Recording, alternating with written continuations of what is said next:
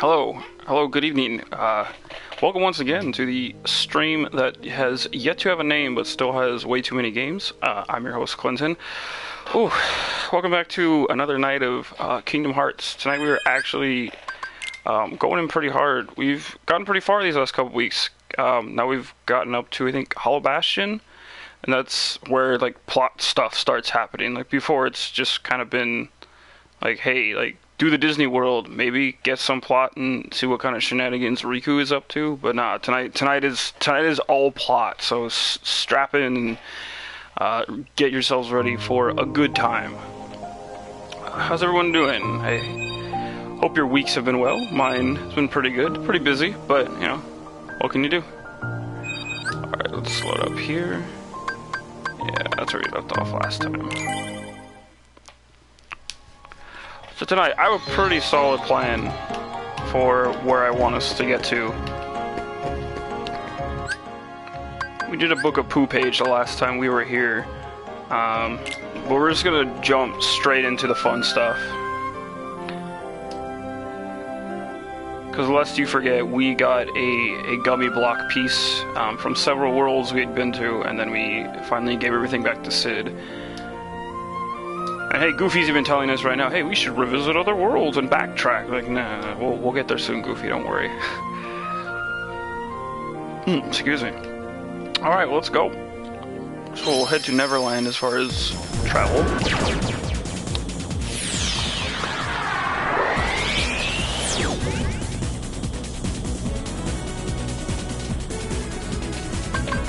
We're not going to Neverland. We're going to this question mark over here. And you notice this place has a high old battle level.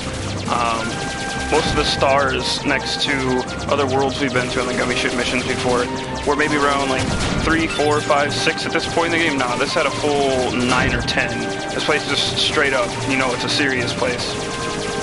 Also, music change once again for the Gummy Ship areas. This place is a little more, this pathway, excuse me, is a little more intense. Not much more else to say about it, really. It's another Gummy Ship level.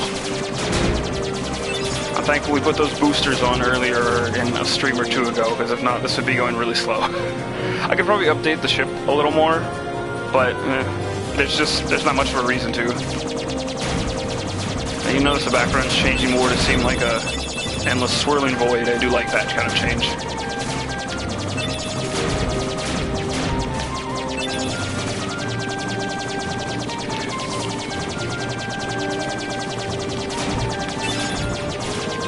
You know, after playing these Gummy Ship sections, though, and like complaining about them, which I'll probably continue to do as we move on into Kingdom Hearts 2, it's really made me think, though, you know, what other games do I want to stream in the future? And I would actually get a real kick out of streaming most of, if not all of, the Starbox games once I get the setup for that. I have some of the parts I would need for that. I have a capture card that works on older games, but I'm looking into options that would be a little better for something more modern. But we'll see. But regardless, I adore Starbox 64 and the older games in the series. I'd love to show those off. But anyway, here we are, Hollow Bastion. This is the first non-Disney world we've had in a while, so here we go.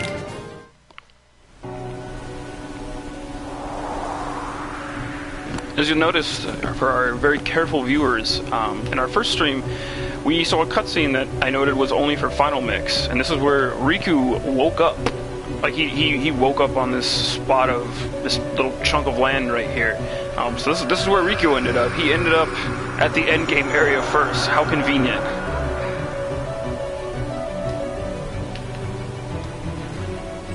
Sorry, he's got that warm spot in his heart. He shouldn't have ate all those tacos.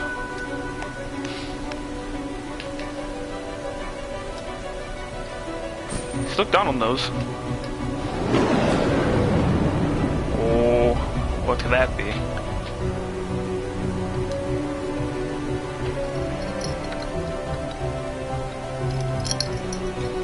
Excuse me.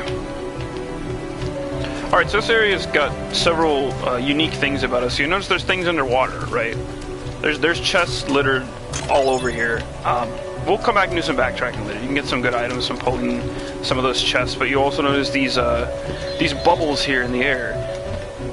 So what these do is they will drag you underwater. This one I technically didn't need to go into because there's just nothing under here.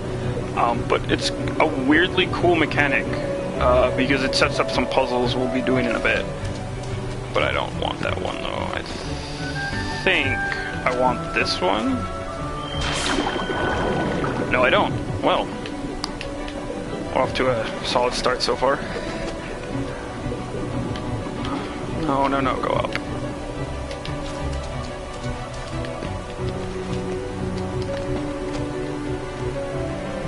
Well, eventually I'll find the right bubble for that one, but I'll keep you guys in suspense for now. I think it's actually that one over there, but let me... There's a cutscene that's gonna pop if I go too far up, so let me see if I can get some good footing. Get these chests first. Zarring. And what's in here? More dogs in boxes. They never ends. I think we said we were about halfway through that last time too. I need to double up on that.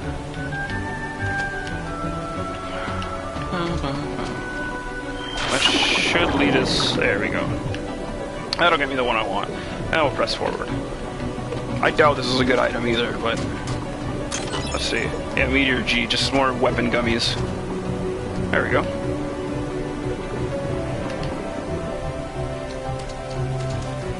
So far, actually, speaking of weapon gummies, I haven't really had to do any off-screen grinding like I thought I would. I've been able to thankfully keep pretty consistent with all this so far. Like I've been able to just like play straight through on my streams. It's been kind of nice. I'm definitely doing better than I expected I would do. Hey.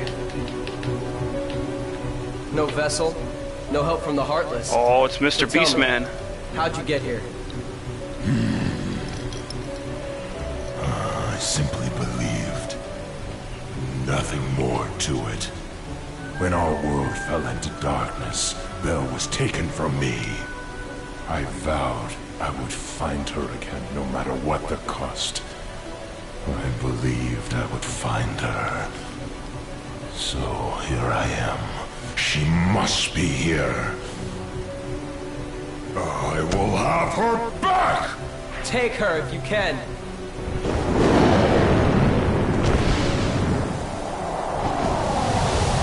Oh, too slow, nerd. Should have looked out for that counter on Destiny Island.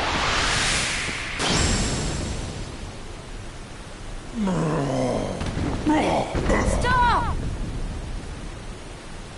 So, you finally made it. About time. I've been waiting for you. We've always been rivals, haven't we? You've always pushed me, as I've always pushed you. No, you haven't. Riku. Sora just wanted to hang out. Ends here. There can't be two Keyblade Masters. Oh, he hasn't played the What are you games talking further in the about? series, has he? Let the Keyblade choose. It's true master.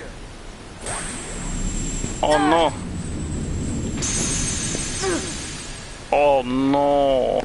I like how their text was spaced appropriately for where they were on Right. screen there. You don't have what it takes to save Kairi. It's up to me. Only the Keyblade Master can open the secret door and change the world. But that's impossible. How did this happen? I'm the one who fought my way here with the Keyblade. Sora, you don't even know how you got You were this thing just yet. a delivery boy. Sorry, your part's over now. Here, go play hero with this. Oh, the throwback.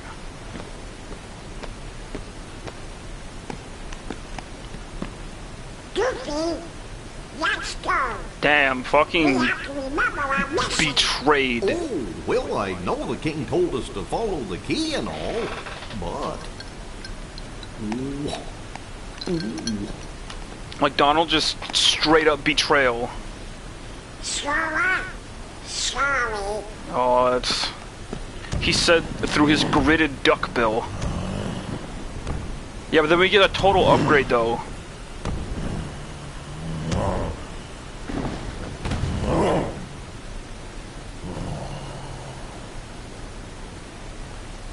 Okay there, bro. Hey, don't move. You're hurt. Why? Why did you come here? I came to fight for Belle.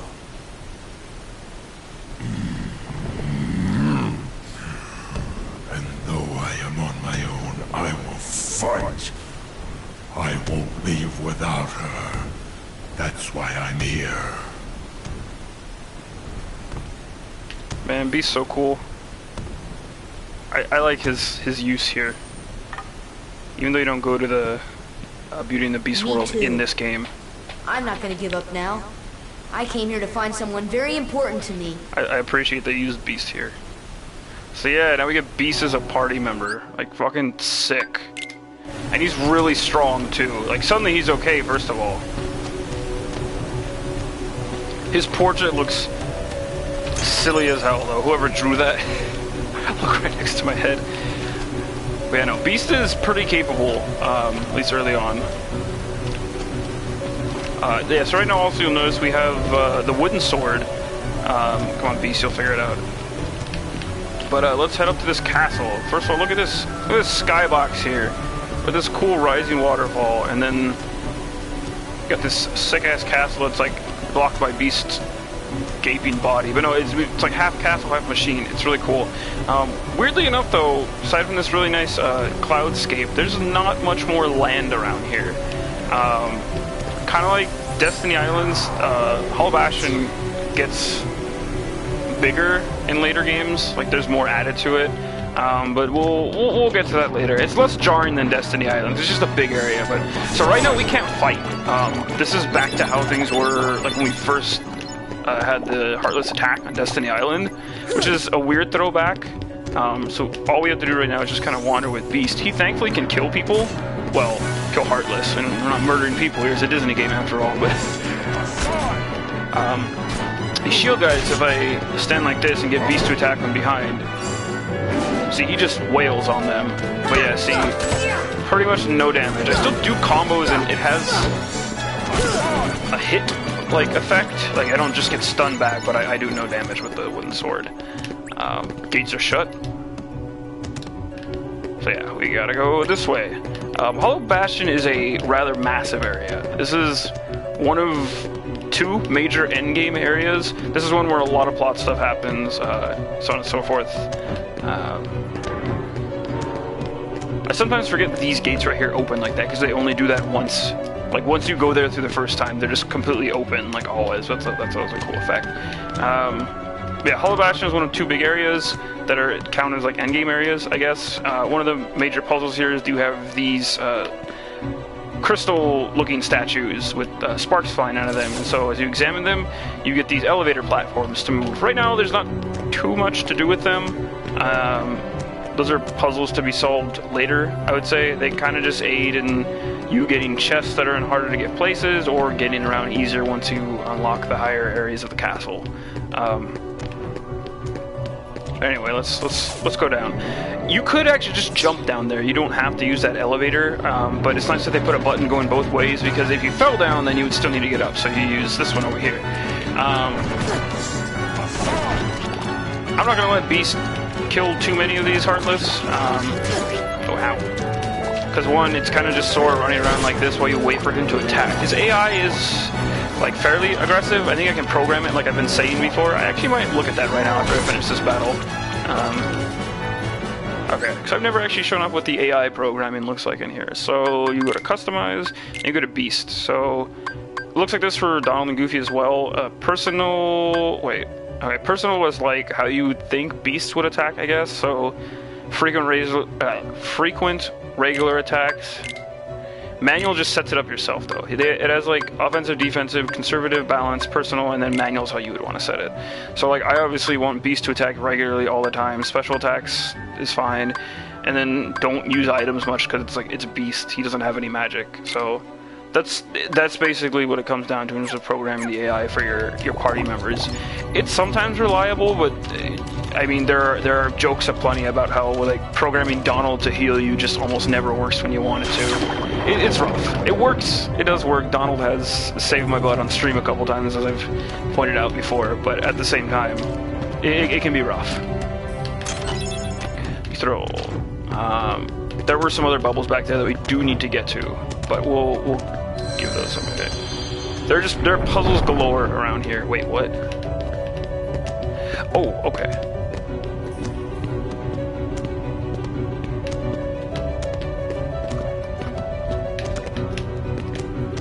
You can also come back down here later, but I'm just trying to explore everything I can at the moment before we move on. Yeah, this opens that.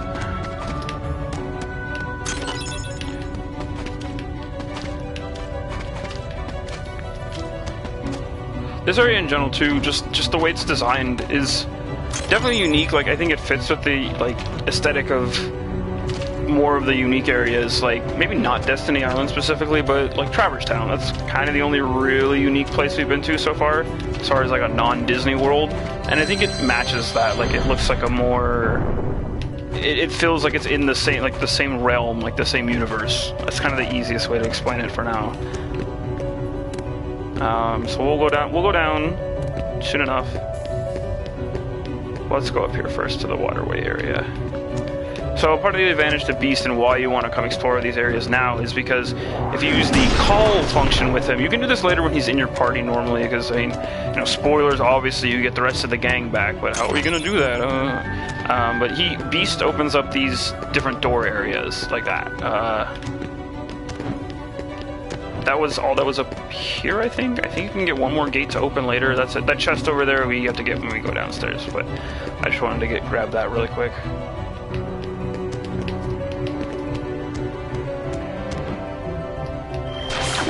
And here we go, we're going to the other part of the underground waterway.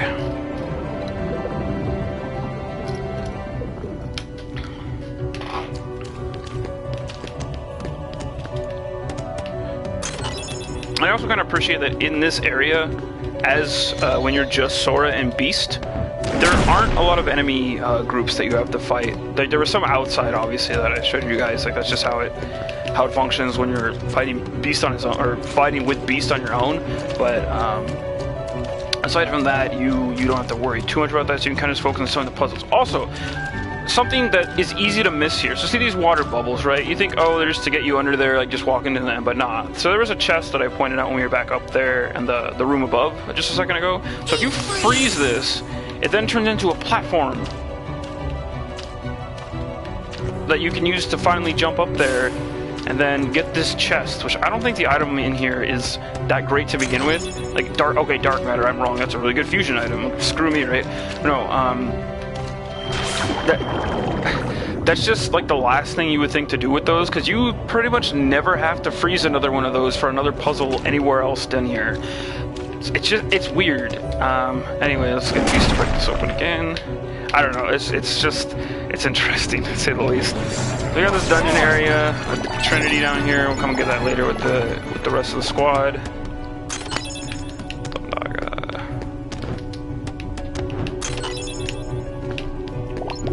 Ultima.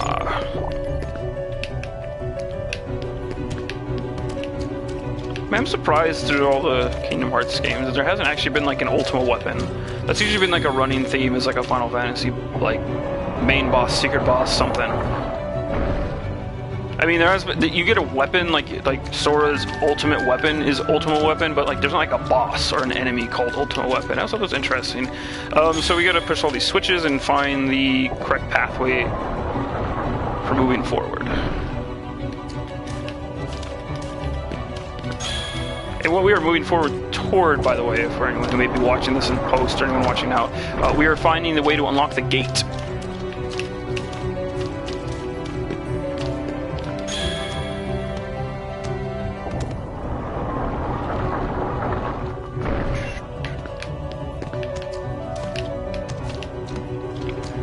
Okay, and then I think I can just go under here. Yes. Cool. And this should be where it is, because this section doesn't last too long. Like, I don't think it's a bad section, but it definitely feels like it could draw out just a little. But I think it's a fun little set of puzzles just getting to this area. Like, it's nothing super hard or anything. But learning to kind of be patient while Beast fights is kind of nice. Hey, over here. Ow. No, Beast. Can you... wait. Oh, I guess I can do a little bit with magic, too. It's just... like, why would I? Weird that your magic stays, but I guess it's different than an actual weapon. And then, boom, there we go. The... sound like a door is open. I wonder which one. I truly do.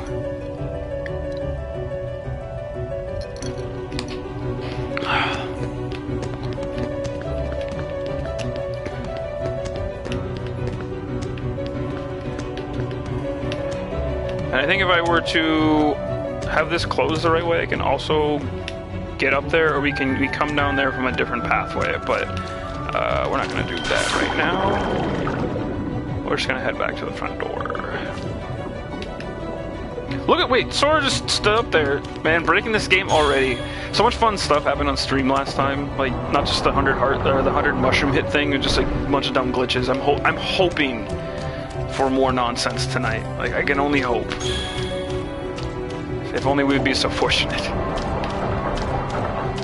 I mean, nah, Beast walking in a cycle like that's nothing. I've seen goofier stuff. I think that's it for this area. I got all the proper chests, that's what matters. Yeah, let's get out of here.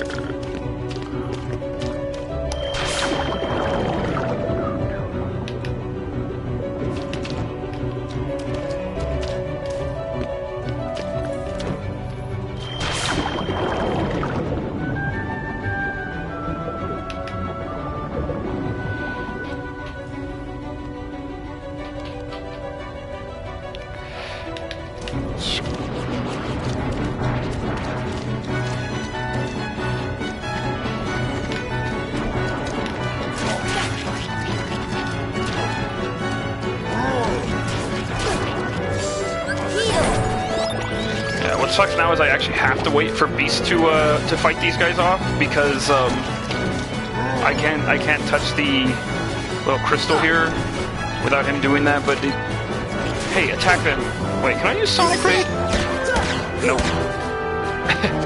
Let's try. I'll do some attacks and try to kill myself. Fire! Fire! Fire! There we go. Now, Beast is still super useful, like, also just back to Donald and Goofy for the fact of just grabbing Trinities and stuff as we go through, but I might hold on to him for some of the fights. I don't have to, though, at all the points. He leaves for a minute, but I'm getting ahead of myself.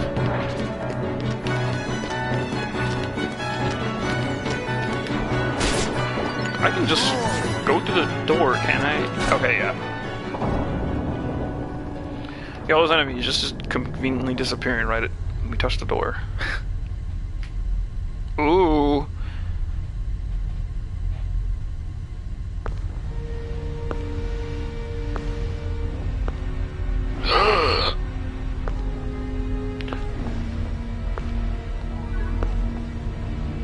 This is where all the magic is happening. Oh, purest of hearts, reveal to me the keyhole!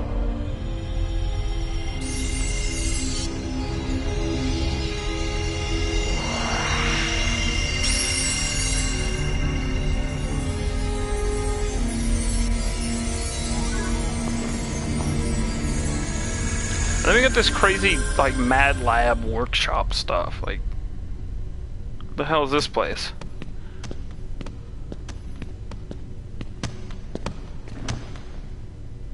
Be on your guard. They're close, I can feel it. Are you ready for them? No?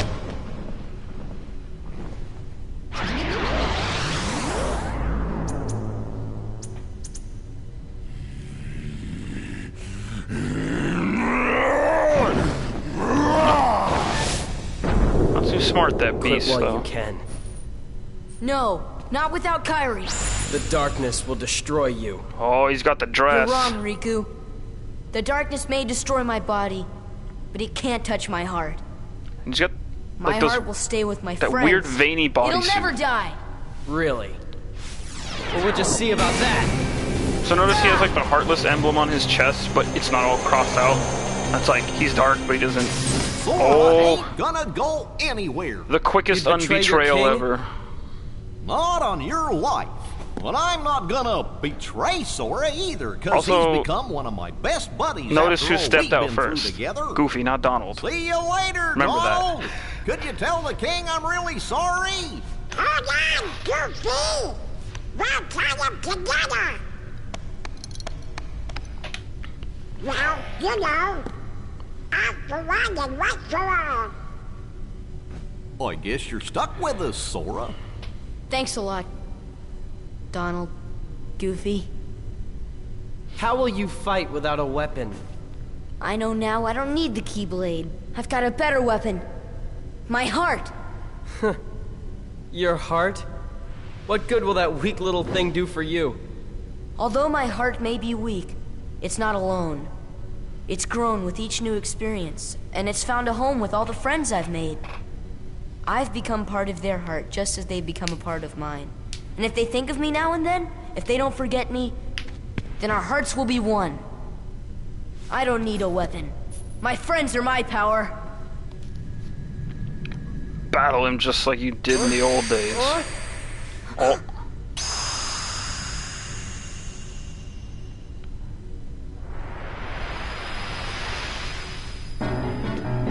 Yeah, so we get a Riku duel. It's been like a hot minute since we've had one of these.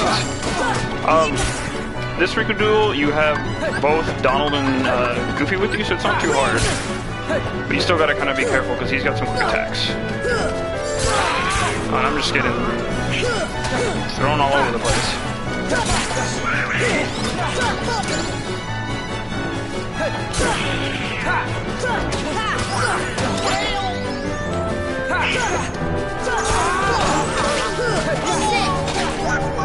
I always mess that up. My timing on that is really poor.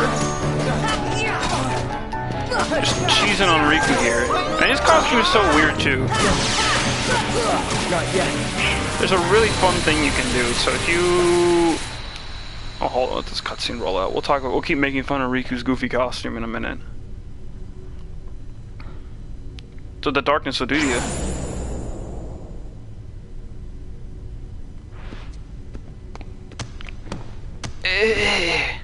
So Just your runs heart away. won this battle.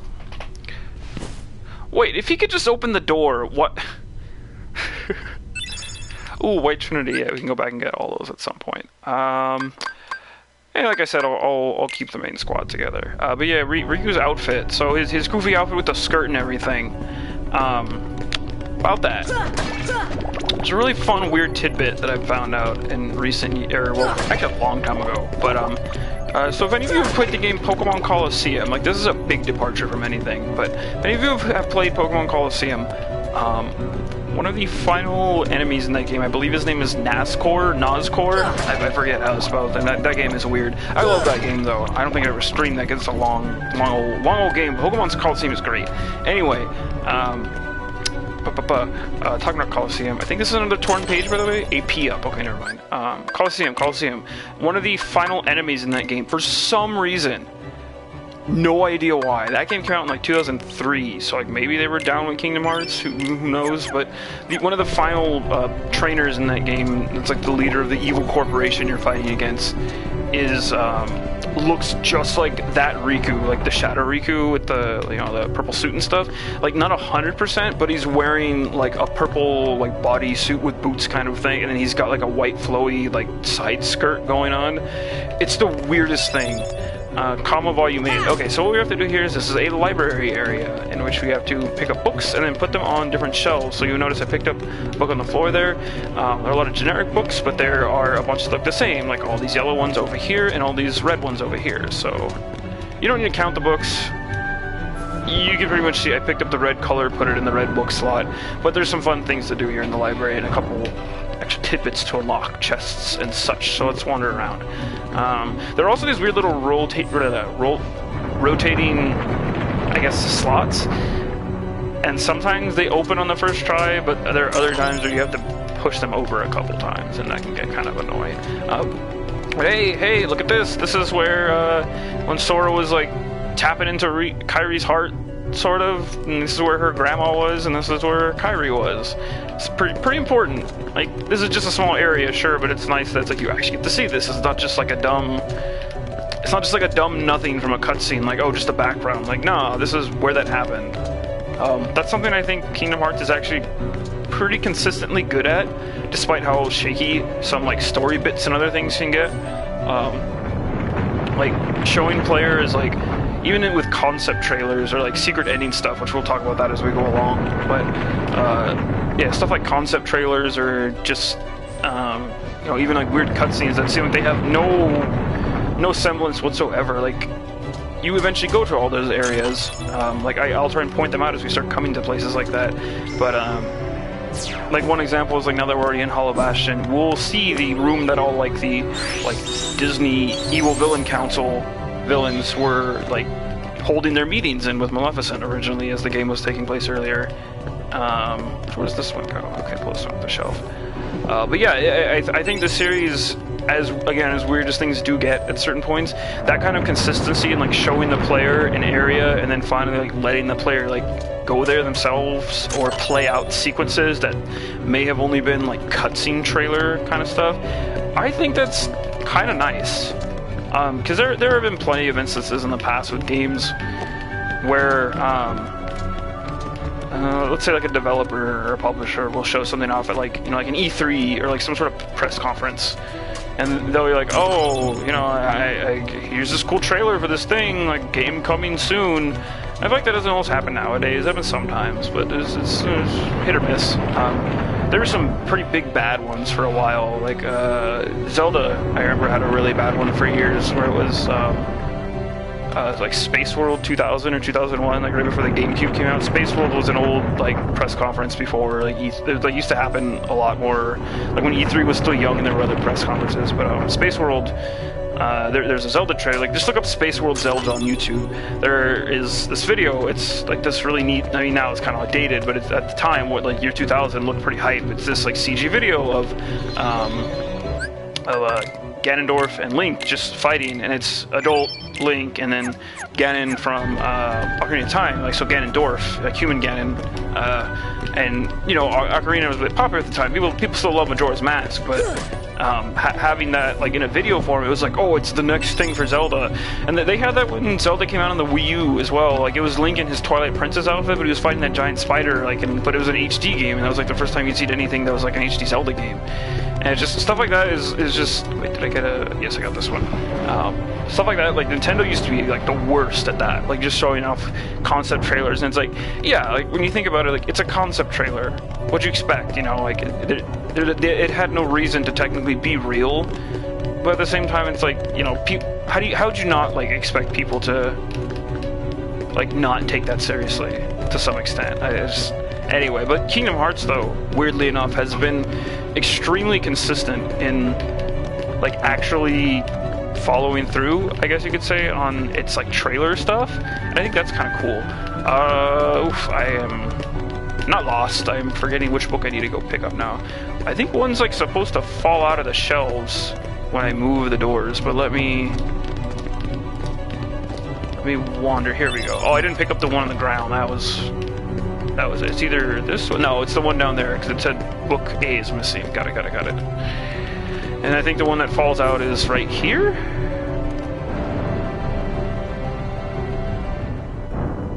Or it's on the other side now.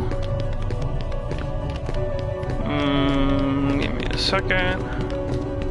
I could have sworn one is supposed to fall out. Oh, there we go. Yeah, it's this one. It's like caught in between. And that one opens the one upstairs.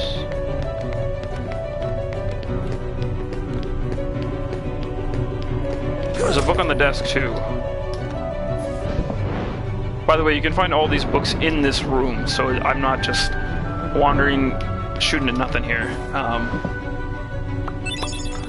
Mono Volume 3. Yeah, I wish we got that here in the States. Unfortunately, we only got Secret of Mana. Mono Volume 2. Haha! Theon on the Shelf. Okay, there we go. Is this one? All these books' titles, by the way, they're just random titles. They're not, like, cool references to anything or stuff like that. And then I push this. Boom! Weird jingle, but okay. Even though they have used that before. Then I think I can start to put these ones on the shelf. And then... No. Put it back, Sora. I want the other one. And Mono Volume 3. Yeah, we did it.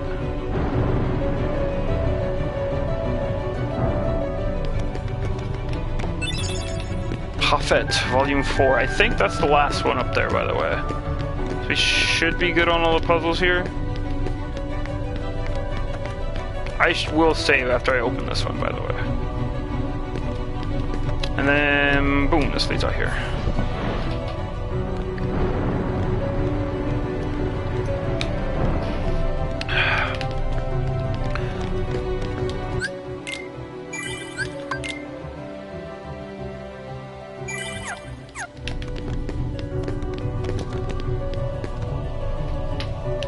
Okay, so there are a couple places I can go here. I can go the other way where that door unlocked, but I'm going to go up here first. So there are some chests that are floating in the air like that, and then you just use gravity, drag them out.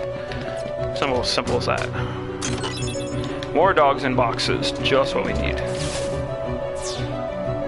I think that was 97, 98, and 99 too. Not that the numbers matter, I mean maybe they do, I know. So this leads us up. But this isn't the up that we technically want to go. There's just some cool treasure and stuff up here. Eventually as well, that split there, you can get that to turn and go the other way. So that's why if I go this way first, then later if I have to backtrack, then I can make sure to open the other way. So that's even less backtracking to do. And it's really just to get this treasure up here, so it's not a huge See ya! detour. And you see the other one is on that side, but I can't go because of these magical barriers that clearly look like I can just walk straight between them. Osmos has another gummy part. There you go. But it's easy to miss that. In this game though, I don't think there's any sort of reward for getting all the treasure chests. I could be wrong for Final Mix, but I know there's a reward for that in 2, like in Kingdom Hearts 2 it tracks all your chest openings, the same for Birth by Sleep. But in here it's not, I don't think that's tracked. There could be a general treasure completion, but it's been a minute since I've looked at number stuff like that. Anyway, let us actually progress forward now. So thankfully, once again, kind of like the earlier parts of this area, there aren't many enemies to fight where all these puzzles are happening, and that's really nice. Show me our crushing power. Oh yeah, okay, so these are... See ya! Oh, we have to kill the pots. Okay, anyway, these are puzzles that I have to solve in which we will get pieces that unlock a door that we passed earlier. So yeah, those little heart pieces are going to fall out there. Well, they'll make a heart eventually, but those little puzzle pieces will fall out as we complete different puzzles around this upper room. Fire! Thankfully, the fire doesn't go out either. Just run into this statue. I should use an ether to give me...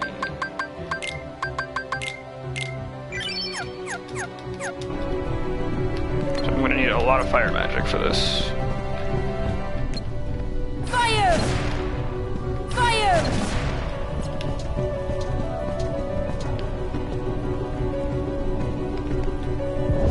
There's another one. Not the chest that actually has a piece in it, by the way. That's not just a random chest. As weird as that may seem. There you go. And this one opens that middle area. See ya! Fire! Then boom, and then it calms that to get that there. And then that's 04 pieces, I want to say. Yeah, and 1 pieces. 1, 2, 3, and 4. Yes. Boom.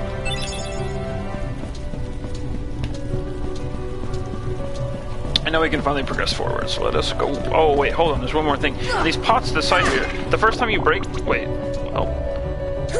I could have sworn the first time you broke these, or at least some of them, they're supposed to have, like, potions and stuff inside them. Maybe that happened somewhere else? I don't know. Hello, whoever else has joined on with me. Welcome. On this rather warm Friday night, actually starting to feel like it's getting closer to summer. You haven't missed too much so far.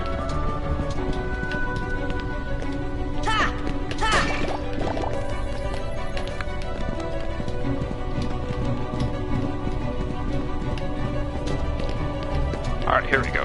I can actually put all these puzzles back in the slot.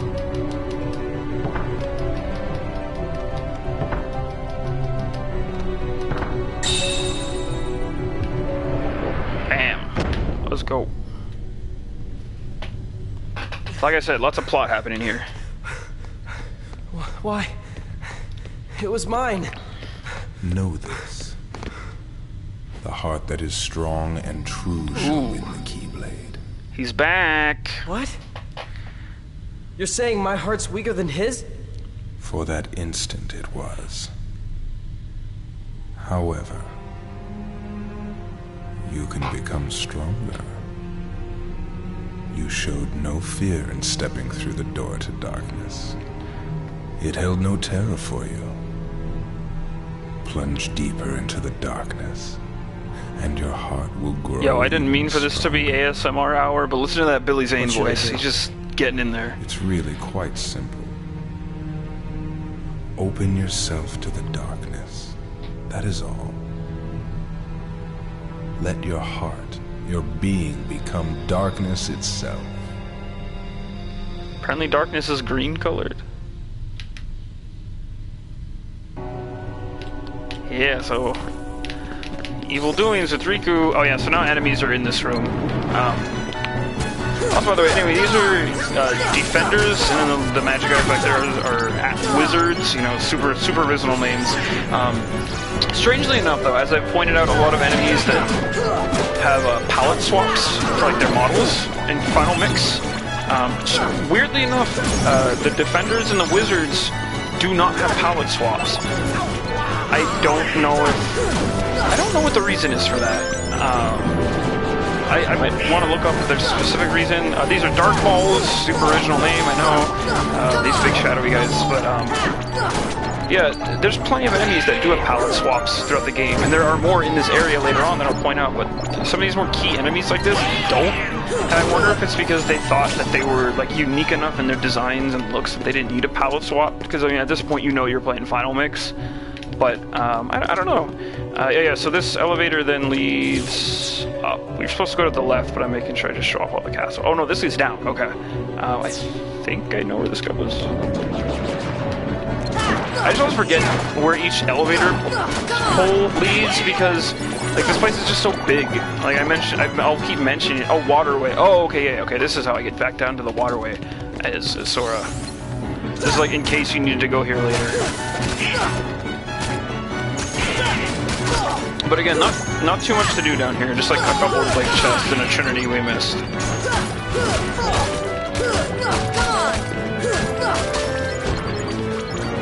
So dungeon is where I was beast earlier, and that was just giant awkward platform in the room too, which is like don't mind that thing at all. Like, how are you even supposed to fight with this here? And I mentioned it too, and oh wow, ooh.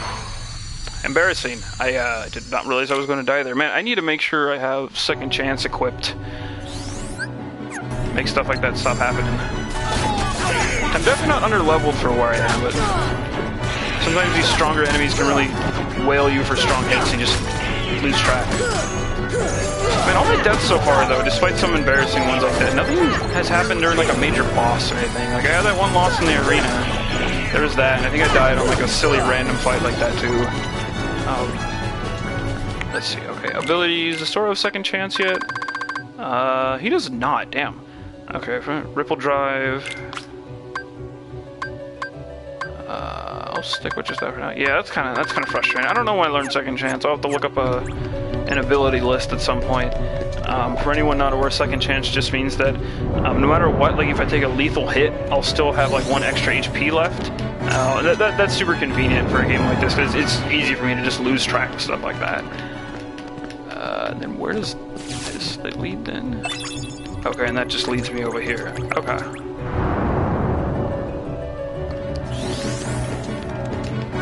I think I'll just bounce out of here, to be honest. There's no reason for me to fight these guys right now.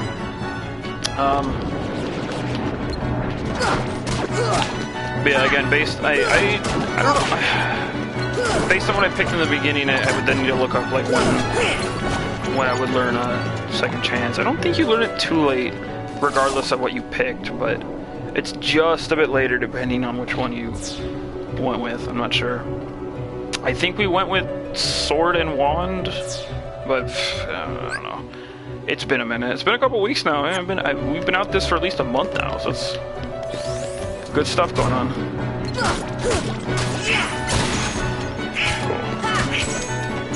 And there's that big old like finisher right there, that one I just did, where like the area of effect kind of thing went up around Sora. That's, I think, unique to Final Mix. There's some abilities like that they added to here, like cool finishers for combos. 2 upper level. Okay, then I think that then lets this elevator take me higher. But let's see.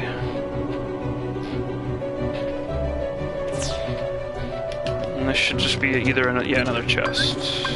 Force! It's real easy to miss some of this stuff. Great Calcom. Really good fusion item. So I've been thinking too about how I want to finish this game up. I have a pretty good plan of where I want to get tonight. If things go well, based on how long it takes me to get through Hollow Bastion, because Hollow Bastion just takes a while. It's just a big, long area. So far, I'd say we're doing good, but things, regardless, do take a while here. Also, this area sucks. So it's cool that we're fighting outside. And there's see, these enemies, they used to be red in. See, Donald healed me there. It came in clutch. Blah blah blah. Okay, I thought about these enemies. These enemies used to be red in regular Kingdom Hearts. Now they're blue in Final Mix, so these ones changed. Just another palette swap. But anyway, going back to plan for game completion. So tonight, my goal, if we are lucky enough, is again probably finish off with a Book of Pooh. I don't think we'll do a tournament because Olympus is technically done for now. The only other tournaments to do are like post-game ones or like end-game content. So I will do those on another stream. But then that kind of leads into what I'm talking about. So okay, let me turn this elevator on first. Now it's quiet. Okay, good. So what I'm thinking is that tonight, if we are good enough, we're gonna roll through all of Hollow Bastion. We should be able to. Like, there's no reason. I don't think that we shouldn't at least finish Hollow Bastion tonight because it's a pretty big area. But then there is one more final like end game area after that. More dogs and boxes. Geez, they just all ended up here somehow. But yeah, I don't.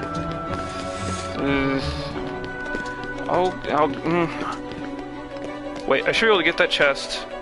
Correct? Oh, we're taking a big gamble now. But yeah, we'll finish Hollow Bastion tonight for sure. And then there's a little more plot development that happens in between. But if my thinking is right, we should be able to get to what is the final area in the game. And that place doesn't take too terribly long to run through.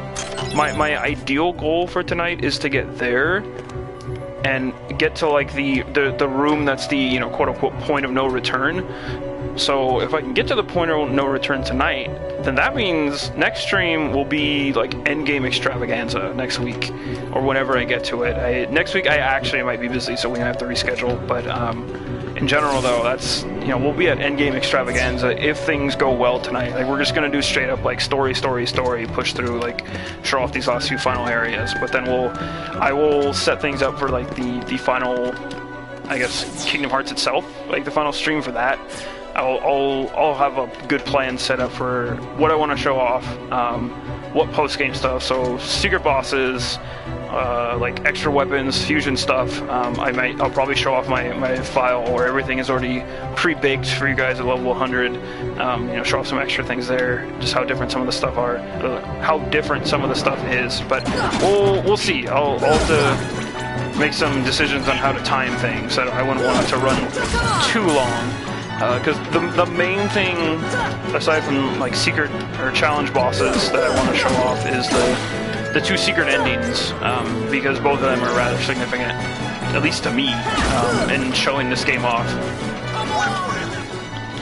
So, but that would mean I have to run through the final boss segment twice, which would mean probably one on this file, and then I'd probably then again use my super completed file to just show that off really quick. But that's an easy switch out, and then because of how, like, that Sora is like completely maxed out, so it just like the final boss just melts on that file anyway, so it's not too hard. Anyway, I'll make a plan for that. We will have more of a checklist to go off when we do the next stream. But yeah, that's the plan for now. So tonight will just be, you know, plot, Hollow Bash, and tie up some loose ends and push forward to the end area. And then yeah, next time will be Endgame Extravaganza and, you know, Climax. Let's sit back and enjoy the ride while we're here, though. No need to rush. Just letting y'all know my plan.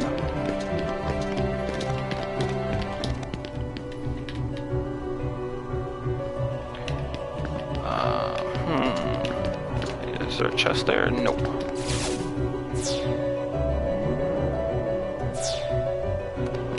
I should actually also make sure that Sora has Arrow, because I keep wanting to program that to him, and I get caught without it in fights. And also, I like Thunder as a spell.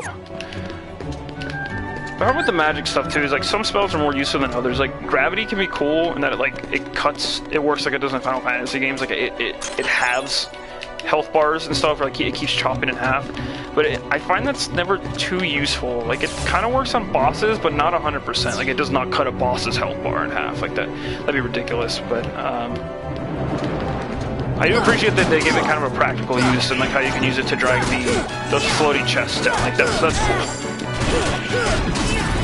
I can't remember if you use it for any super important bosses later, like even secret bosses. I don't know.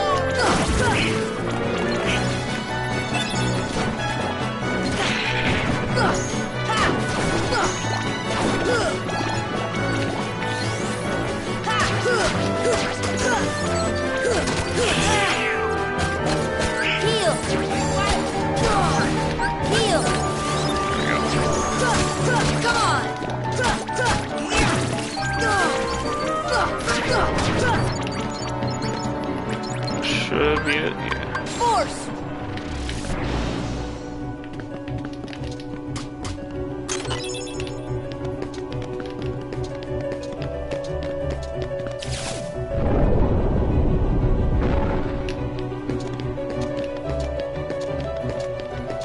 So now we're trying to lower that big old set of blocks over there to go there. We'll get there soon.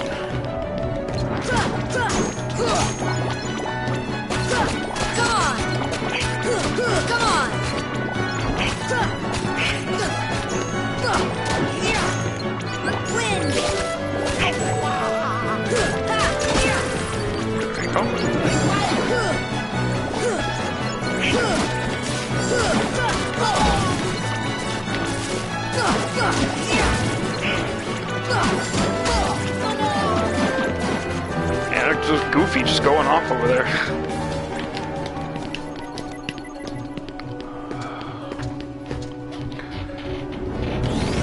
Okay, now we're on the other side. So now that giant, like, piston pylon-looking thing right in front of me. That was where I pointed out earlier when we were going up on that elevator. That's where you can shift the path to go to the other side. So I'm not going to walk down there and make you guys sit through that right now. But if I press that over there, once the battle is done, then yeah, I can get there.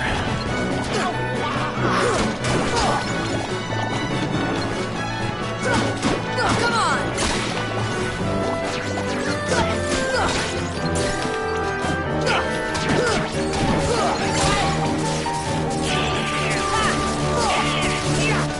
Oh, these guys are the worst. They just keep spamming attacks.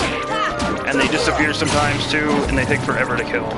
But, I mean, they're late game enemies. I don't expect them to just melt away from me.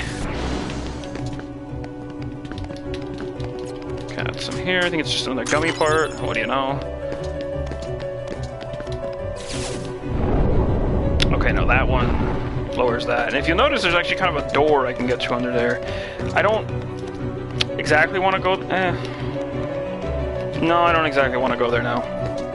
It's fine. Oh, fuck. See, you gotta wait till these guys draw close, because it's so easy to fall off if you're fighting them. One, because they float. You don't. I mean, you kind of float. It's much safer to fight them over here where there's walls everywhere. Like, it's so easy if you're, like, kind of just being careless, just fall back off and have to walk all the way back up. And I think the enemies respawn most of the time, too. So, like, even though I've cleared the waves that are lower down, once you go through one or two rooms, they just completely reset. So it's like, you know, sometimes your first run through on Hollow Bastion may have way more backtracking than you're ready for. And then, yeah, so where this leads to is over here, and that one over there is what turns that little pylon.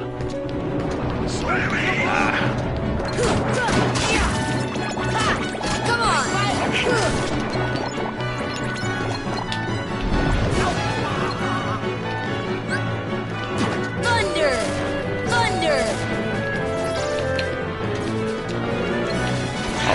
Hello, welcome.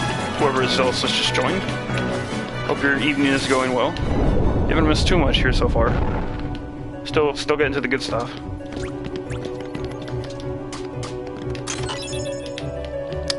Mega Elixir.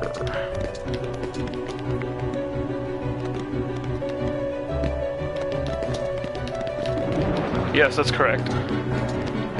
Trying to kick as much butt as I can, anyway. We're climbing up the giant castle of Hollow Bastion. And eventually we'll learn what exactly this castle was. It's not just like random place that we've visited to. We've climbed pretty high so far.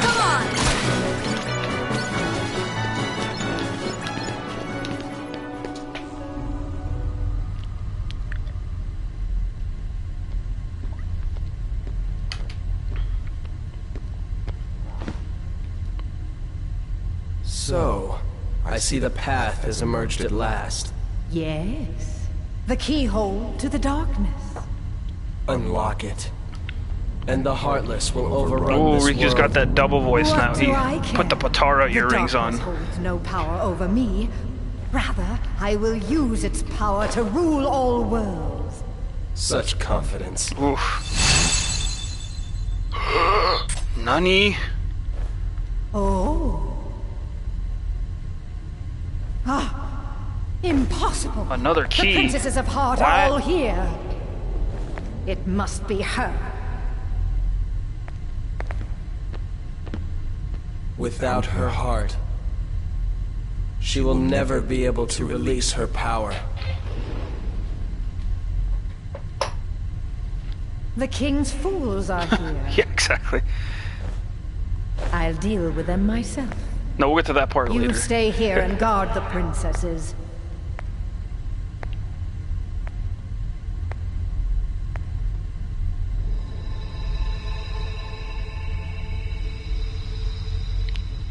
Oh, he knows something. Yeah, so now if you notice, Riku has that double voice thing going on. Mr. Dark Evil Sultry Voice Man is now residing within him. They perform the fusion dance. I'm afraid you're too late. Oh no. Any moment now, the final keyhole will be unsealed. This world will be plunged into darkness. Yes, this is the evil meeting room, by the way. We'll stop it. After coming this far, there's no way we're gonna let that happen. You poor, simple fools. You think you can defeat me? Me, the mistress of all evil! Well, that's the line from the movie. Yes, I got Maleficent finally as a boss fight. I think she's been built up really well throughout the whole game. So, she has 2 health bars. She has her floating platform, first of all, which it's actually a bit easier to try and take that down once I can get a target back on it.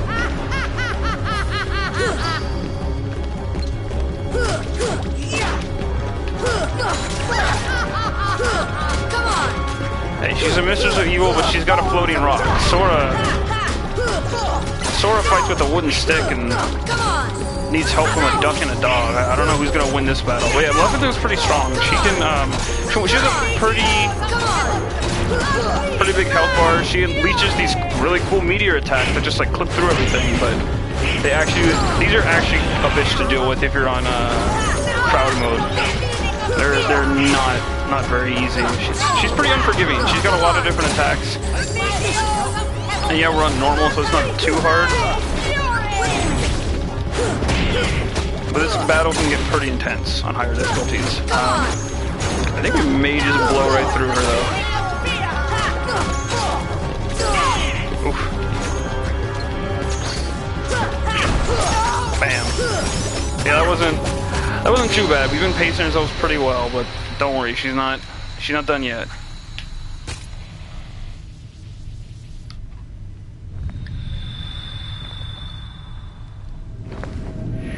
Oh, let me just sink back here. Don't follow me in here. Hey, a cheer. More helps for someone. Answer report 5. Let's read that right now.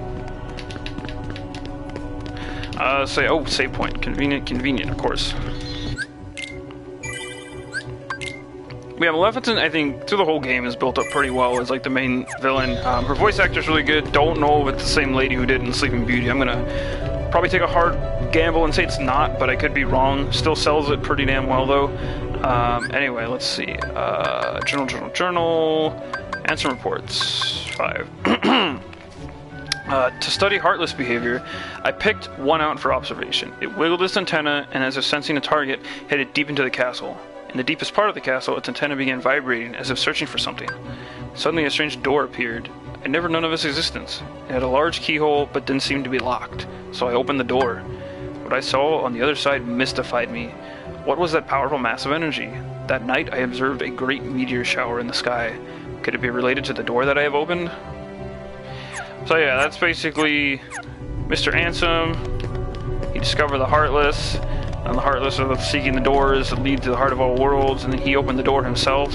Which is really weird to say that he just opened the door. I wonder how that would have looked.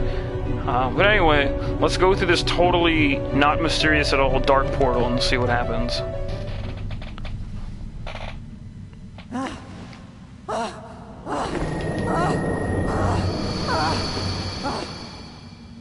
Do you need some help? Riku! Is that? Yes, a Keyblade. But unlike yours, this Keyblade holds the power to unlock people's hearts. Allow me to demonstrate.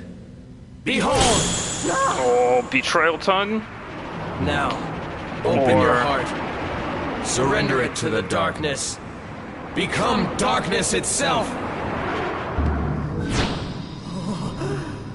This is it. This power. Darkness. The true darkness!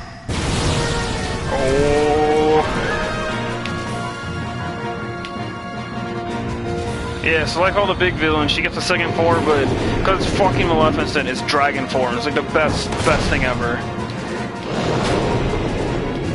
This is one of my favorite boss fights, the Dragon Maleficent. You'll notice, first of all, she's got a big old health bar. This fight is also really annoying because she's got a lot going on. She's not trying to bite you or swipe you in different places. The fire is always going to be on the ground. This shouldn't be too hard, but it's definitely the most challenging fight by far. Especially if you don't come in prepared.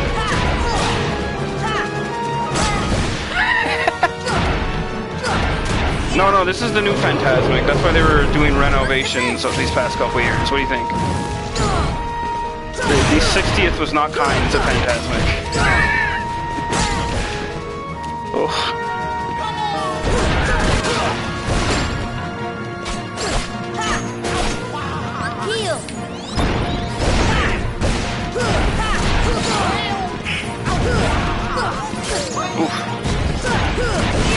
Yeah, her only weak point too is her giant head. Even though she's got a giant, massive dragon body, only the head.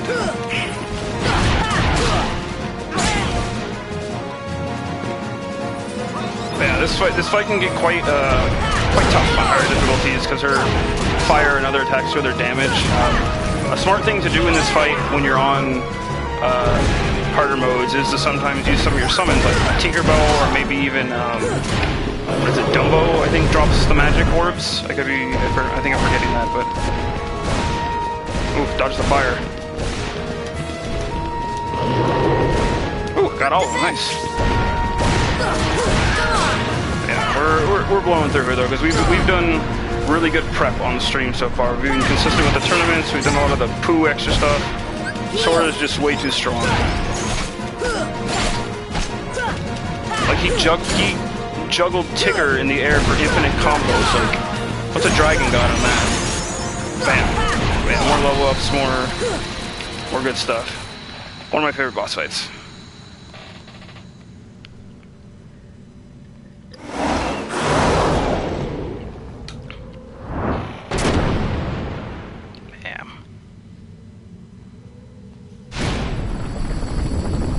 I like that the thorns are there too, like the whole thorn motif from what's it called, Sleeping Beauty. Like, to me as a kid too, just like for some reason, like the one Disney princess movie I got exposed to super hard was well, hold on, we'll let Riku do his thing. The Heartless were using Maleficent from the beginning. She failed to notice the darkness in her heart eating away at her. A fitting end for such a fool. Later. Fire Glow. That's our last and final summon piece. That gives us everyone's favorite Disney actor, Eddie Murphy. That's Mushu. It's Mushu from. I don't think they got Eddie Murphy to actually do the voice of Mushu in this game. Definitely not in Kingdom Hearts 2. If that's true, then woof. But yeah, I was gonna say, yeah, one of the princess movies I actually watched quite a bit as a kid, weirdly enough, was Sleeping Beauty. We had this old, like, pre-recorded, like the old VHSs you could record whatever you wanted on them, like a blank one, and that we had that as a kid. And to me that was always really cool, because it was like, yeah, it's a stereotypical Disney princess movie, like, you know, God, I don't even remember what the prince's name is in that movie, but it, like, he meets Aurora and all that stuff, but there's like the other contrast of it is like Maleficent's actually this really evil villain with like dark shit happening all the time. She turned into a dragon, and like, damn, this is rad, like, shit. So it's cool that she was like the big bad villain here, and she plays, well, we'll talk about what she does later, because she's like, heavy spoilers, like if you see anything from any new Kingdom Hearts thing ever, she's obviously like not gone, because, you know, she's too big a villain. But they actually, you get to see some of her world in the prequel stuff. But anyway, here we go. Still climbing up the tower. We're in the lab. So yeah, before we press forward, our heroes, our captured princesses, Princess-I, are Snow White, Alice, which we found her again finally, Belle, that's why Beast is here. We have Aurora once again. We have Cinderella, and we have Jasmine.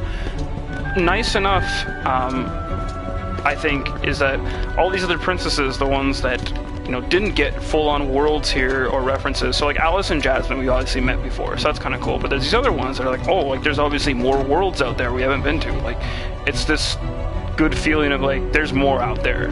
You know, even if this were to be the only game, which that'd be kind of wild if KH1 was the only thing to have happened. But like, it still feels like there's more, you know, and I think that's pretty cool.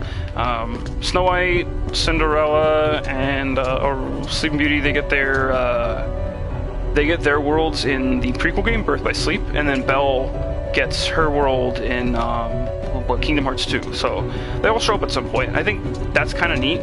But yeah, so like not all the princesses, or like, I guess not all the like key female characters in Disney worlds are always princesses. Like for whatever reason, I don't know.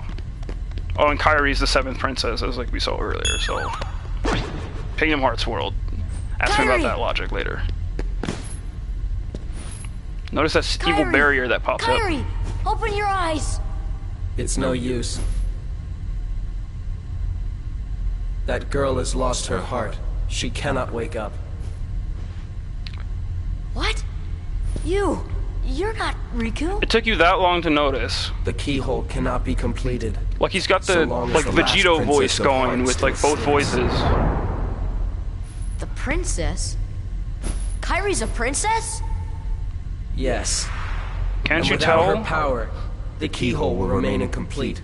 It is time she awakened. It's like that's like Kairi's slot Whoever you are, back there, let Riku go. in the higher up Give him behind back Sora. his heart. That's where Kairi should But go. first, you must give the princess back her heart. But she doesn't get to go to sleep. She's already sleeping. Oh, what's going on? Don't you see yet? The princess's heart is responding. It has been there all along. Kairi's heart rests within you. Yeah, so that's the. Kairi's inside me? Don't think about that sentence at all. I know all that there is to know. Tell me, who are you? It is I, Ansem, the Seeker of Darkness. Remember that Seeker of Darkness tag? Just, that's how he introduced himself. 'Cause boy, is that gonna help not make things confusing later. So, I shall release you now, princess. Complete the keyhole with your power. Open the door. Lead me into everlasting darkness.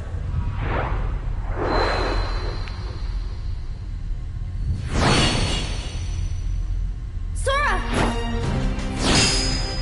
So that's like inside his head. That's not her yelling right next to him. Also, where'd Kairi go? There's no way you're taking Kairi's heart.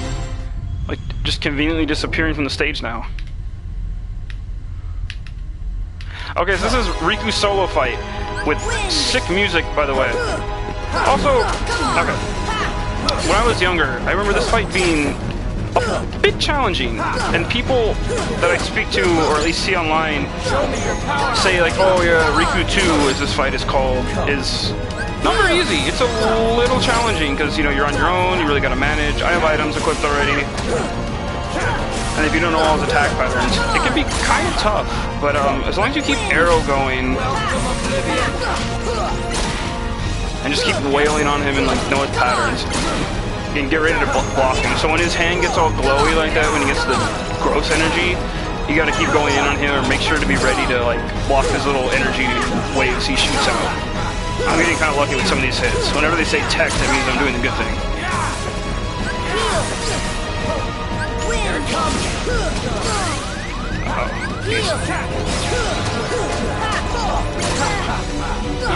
Okay, so this is where he gets kind of wild right now. But if you just float in the sky, you can dodge his fun darkness moves.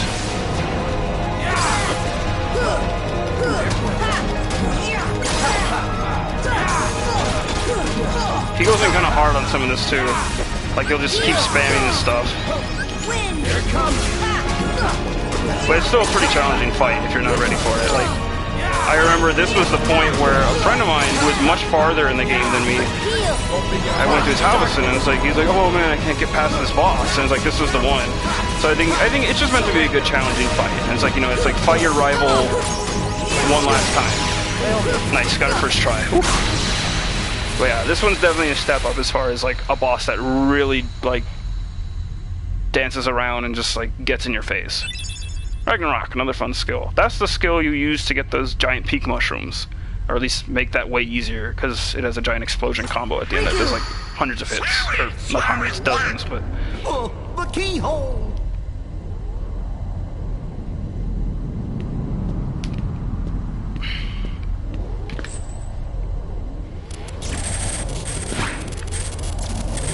It won't work!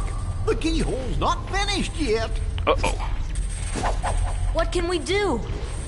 Maybe we gotta go wake Kyrie up. I think you're Wait, right. did Sora just throw his Keyblade Free back? your heart, Or am I...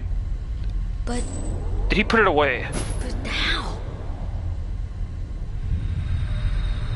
A Keyblade that unlocks people's hearts. I wonder. Sora?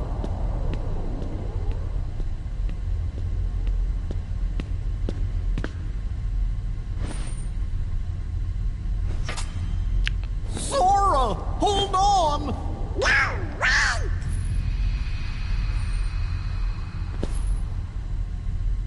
Later, nerds.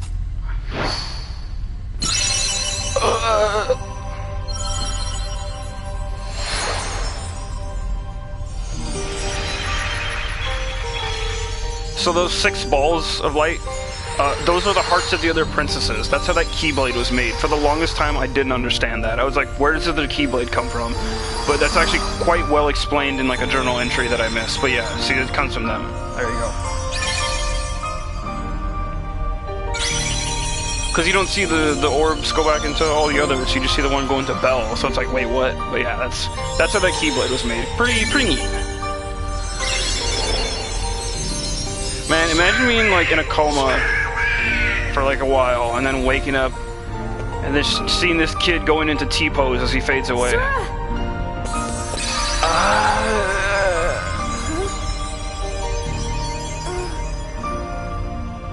Hey, Kyrie's back though.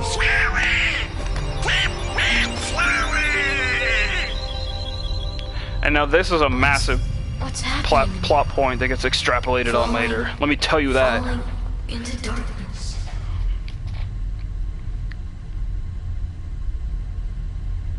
So Sora willingly just became a Heartless right now. Let's not skirt around that because Are you really? that is very important. No, he can't be. I won't let him go! So, you have awakened at last, Oh, Princess. Mr. Man. The keyhole is now complete. You have served your purpose, but now it's over.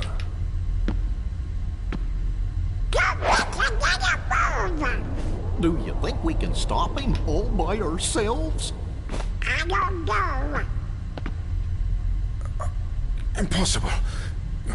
No! You won't use me for this! Get out of my body, Orochimaru! You gotta run! The Heartless are coming! Jeez, he's really... Ooh, he goes in on that one.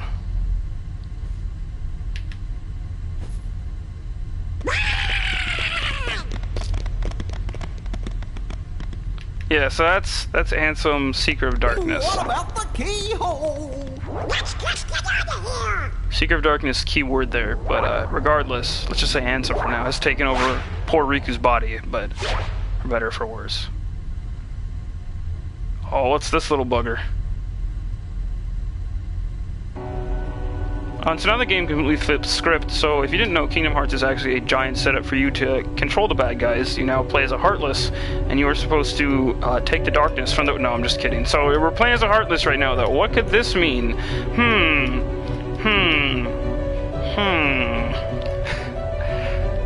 Yeah, no, this is Sora. This is definitely Sora. In case you didn't know. So we can walk through the hard way, but I'm just gonna jump down.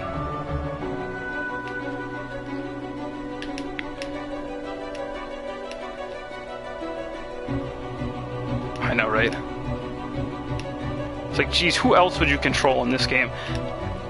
So like originally, it's like, yeah, you're just controlling Sora, and like through the series, like in the next game, Chain of Memories, like you get to play as Riku. That wasn't a spoiler. That was like advertised on the box. Like play as Sora, and then like unlock Riku's story at the end. It's cool Easter egg / plot development. But you play as other people as the series goes on. It's not just Sora. But in this game, it's like, oh, who else are you gonna play as?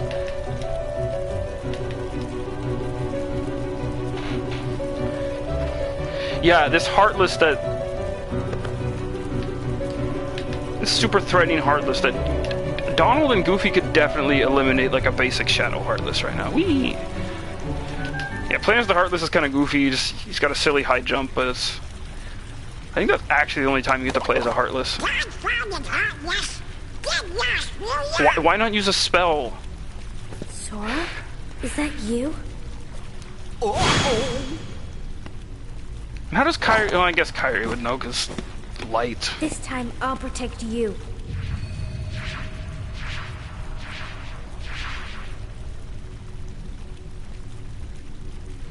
Sora! Kairi!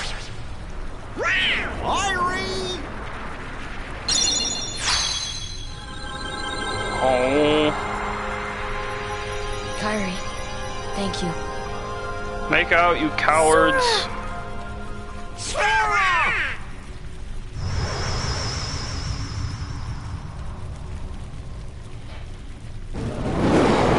Oh, it's the boy. Go now! Come with us. Nah, son. I told you before, I'm not leaving without Belle. I also traveled here by sheer force of will. Go! I don't need a ship Heartless made are out of coming. Haribo bears. All right. Let's get out of here.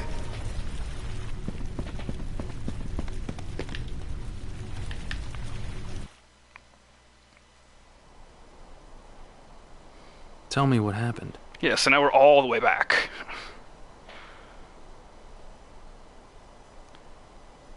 So the darkness is flowing out of that keyhole.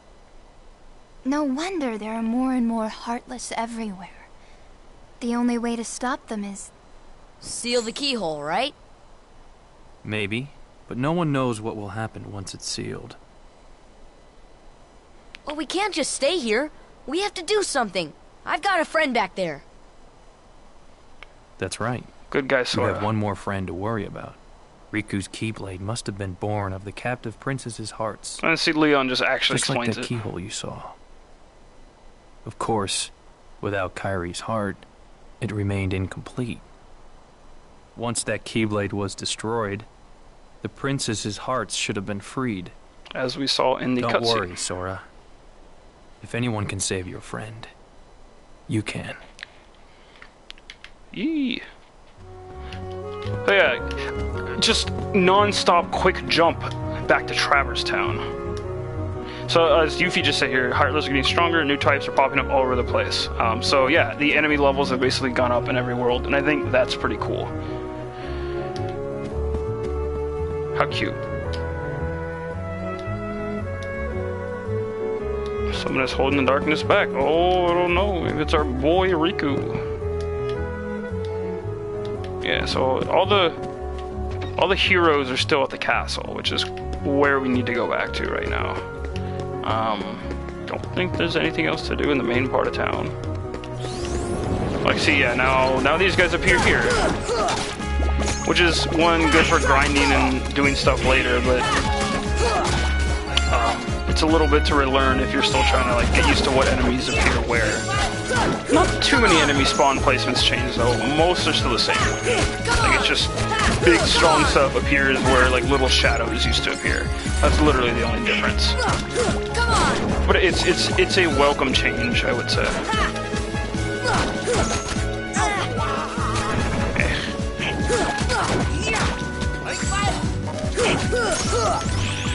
Alright, I'm not gonna stick around and fight these guys. I think we're actually at pretty fair level, so let's go through here. So I know we definitely need to talk to Sid. Because he'll tell us where to go next.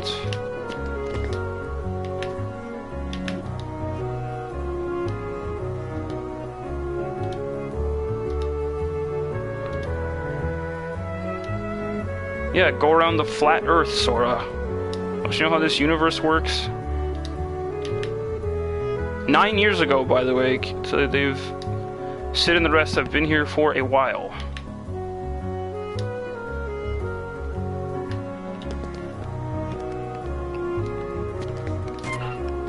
I always open that, even though nothing's there. I don't exactly know if I can explain why. I think it's a force of habit. That's another rare Heartless over there. I don't want to go fight it because I don't have the right skills for it, but if it looks at you, then you'll fall prey to its like security function. It's like a robot monkey basically. But if you keep destroying it before it like completely notices you, like Metal Gear style, then more will spawn up at a time. I think like up to 4 spawn, and then you just keep running through the cycles. Every time you get up to the level 4 where all 4 spawn and you get rid of them, then an item drops, and that's usually you get the rare item from it. It's a little easier than some of the others, but it can be, if you're not quick on the draw, you can get caught pretty quick too, so it's better to go in with higher level attacks. Which we're doing okay right now, but getting hit by it and running away from it is kind of annoying, because you just get like auto-targeted until you run out of the area. Really though, I don't think there's too much more we need to do in Traverse Town besides this final area. Where are you? Let's get rid of this wizard. Oh, yeah, there we go. So they drop a fairly good amount of XP. Let's go to the secret waterway where Kairi is. First, let's do the first of many white trinities. Usually these always yield some kind of good item. Big drops. Usually it's always a chest though. I might not end up doing all these on stream because I think the amount of trinities you have affects the secret ending you get, or depending on which one. And I know I'm trying to get like the original secret ending versus the deep dive one, so I may not get all of them here on stream, but we'll see. I need to look that guide up later. Anyway, what's Kairi got to say? What a mysterious mural. I mean, I guess it's kind of hypnotizing. Oh, from sun to moon, what does that mean? Absolutely nothing.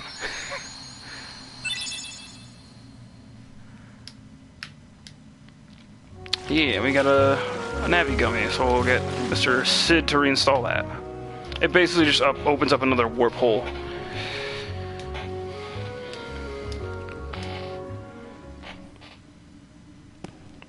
A light at the end of the tunnel. Oh, your grandma's story, right? Yeah. That's right. We were together. You know what's funny? I looked everywhere for you, but you were with me all along. Hilarious. Finally, we're together, Kairi. Oh. Now, it's time to get Riku back. You think it'll ever be the same again between us? Nope. Riku's lost his... Riku's gonna be a huge loser the rest of the time. Remember? No, actually, Riku's redemption arc is pretty good. I couldn't find my way. Riku retrieval arc, through the dark, if you will. I started forgetting things. My friends, who I was. The darkness almost swallowed me. But then I heard a voice. Your voice. You brought me back. I didn't want to just forget about you, Sora. I couldn't. That's it. Our hearts are connected. And the light from our hearts broke through the darkness. I saw that light. I think that's what saved me. No matter how deep the darkness, a light shines within. I guess it's more than just a fairy tale. Well, let's go. You can't go. Why not? Because it's way too dangerous. Come on, Sora. We made it this far by Yeah, Sora, you together. shit. You can't go alone. Kairi, even if we're apart, we're not alone anymore, right? I can't help? You'd kind of be in my way. Man. Okay. You win. Take this. It's my lucky charm. Be sure to bring it back to me. Don't worry, I will. Promise? Those were the shells she was sewing together in the beginning of the game, by the way. All comes Don't back ever around. Forget. Wherever you go, I'm always with you. Yeah, except for when you're getting in the way. Oh, you get Oathkeeper. It's a very iconic Keyblade from the series. Ooh, final mix scene. Final mix scene. So this is Riku again struggling on his... yeah, Riku, you dead.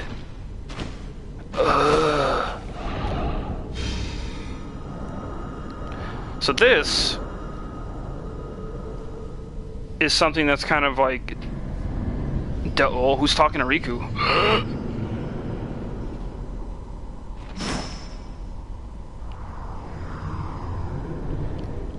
Dore desu ka? Keyblade that belongs in this world. What?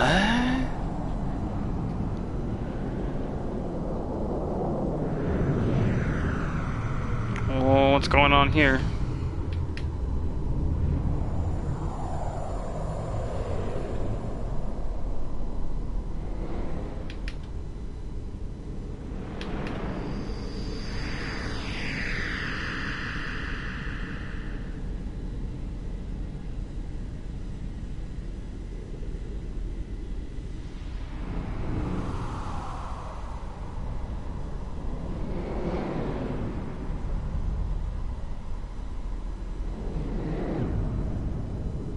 Ooh.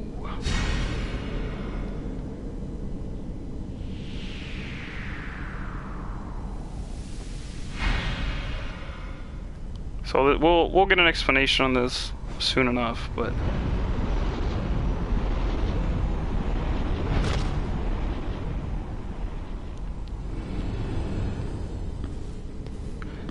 oh, that's the stuff of nightmares. Just Goofy Sora running at you in the dark. Ugh. Like, it's not Peter Pan's bad face, but... Oof.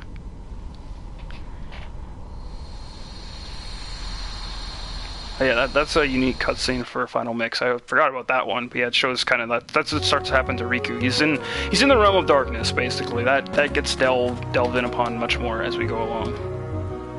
Yeah, Kairi's always with this. Cool. So we got Oathkeeper, by the way. Equipment. I don't think it's better than Olympia. Yeah, it's got one more magic, but I think Olympia's fairly balanced for Ogar right now. Because technically, Olympia... Ooh, I can equip another thing. Max AP... probably gonna do HP and strength, but that's fine. I'll get them all, so both better items. But yeah,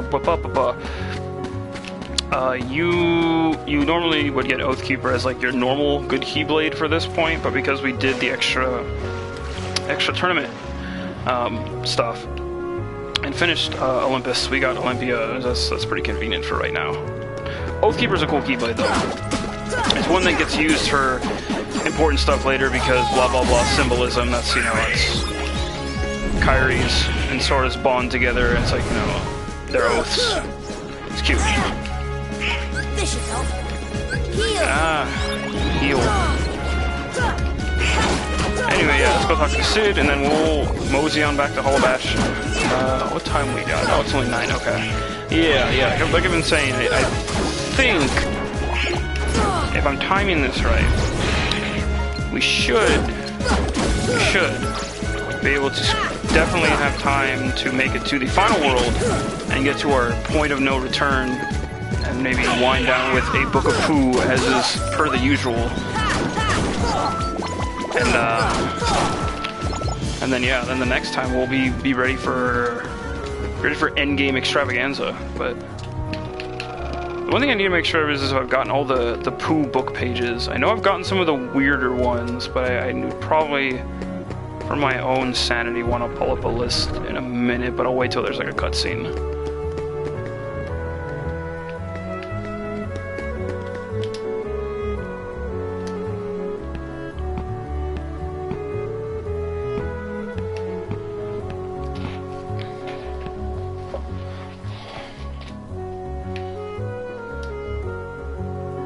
Thanks, Sid.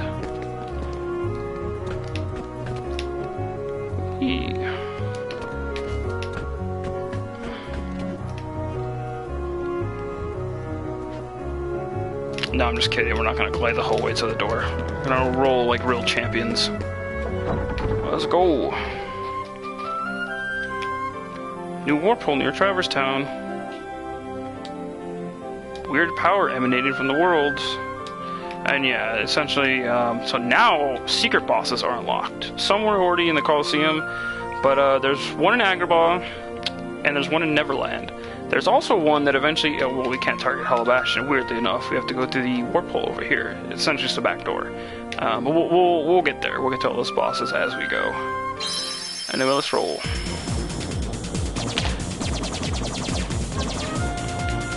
Yeah, playing through these sections every time just, one, makes me wish I was playing Star Fox. Oh, there's also new gummy enemies right here, like these big giant tank-looking ones.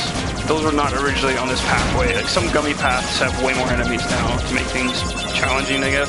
See, this is a warp hole. We haven't gone through too many of these so far. I think we did the one to get the Agrabah section. And yeah, here we go. That one's all dark and mysterious, though, because, hey, we're headed back to Hollow Bastion. Yeah, these sections, these just make me wish I was playing Star Fox, but I think I'm actually probably going to hold to that once I get a surefire setup going for maybe some older games. I would love to actually stream the majority of Star Fox games. Like, we're gonna just like go deep in on some of the weird stuff. And I'm not just talking about 64 either. Like, I love me some Star Fox 64, but if I go in on Star Fox, I'm gonna commit. Like, we're doing adventures, we're doing assault, we're doing command, we're doing everything. But that's a ways off. It's just ideas for the future. But these gummy missions, oof, they get me hankering for something else.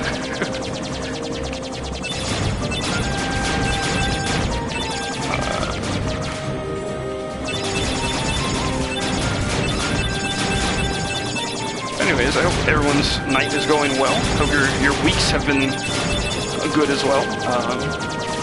Yeah, how's everyone doing? Hope y'all are doing good.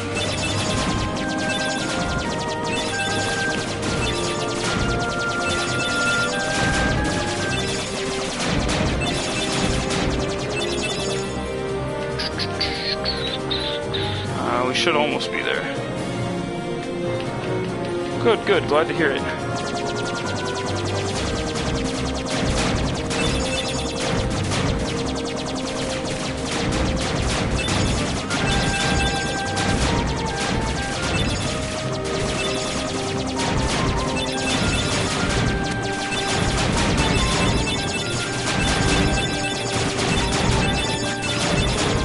This path takes a little longer when you do the warp hole, because this is like one of the final challenge paths you do too for the missions, and some of the stuff you do for it's really annoying, but also because it's supposed to be like, hey, you're taking the back door to Hollow Bastion, so it's like longer and more difficult, but hey.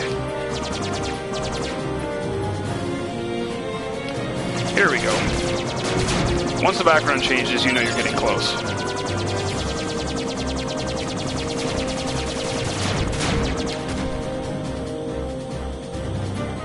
Boom, we're back.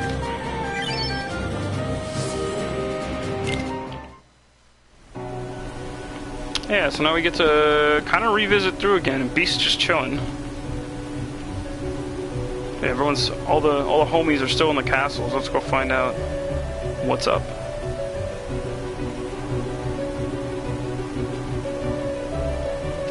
Thanks, Beast.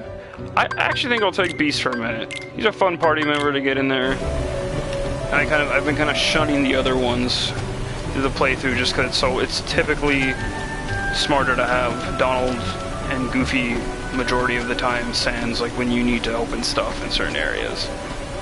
I mean, I was thinking Tarzan really does nothing special in his area. They're like Aladdin opens stuff for you. Oh, I could have gone the White Trinity here. That was a trap. Come back for later, but yeah, like I said, I might not even want to get all the Trinity, so I'm not super miffed about that. There's one Trinity that gets me a Keyblade, but it's not that good. I think it's in Alice in Wonderland. But it's actually not the best. It's just like another Keyblade to change up battle styles if I want that, but don't really need that right now. We're actually gonna go get a Keyblade that's really powerful for almost any point in the game. It's like generally one of the better Keyblades to use that's not Ultimate Weapon.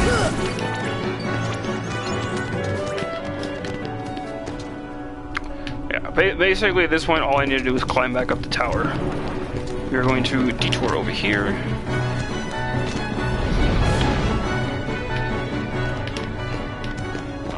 Let's go Fine, we're looking for Belle, who is, of course, in the library, because where else would she be?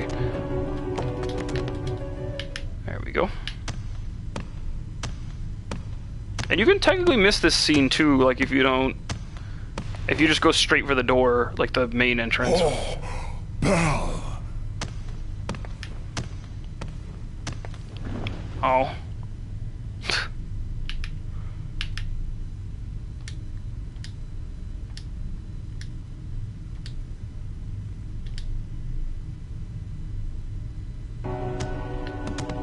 Yeah, so, the reason we come here, though, is if you talk to Belle a couple times, she'll give you some stuff.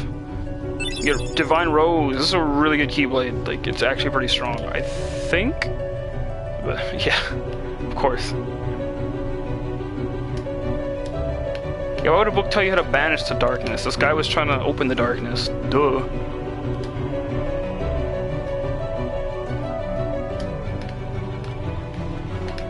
But yeah, so let's see, Rumbling Rose, or excuse me, not Rumbling Rose, that's what it's called in Kingdom Hearts 2, but Divine Rose, as you can see, much higher strength, like significantly, and still the same magic. So overall, a pretty decent Keyblade for this point in the game. I'm gonna do a quick save here.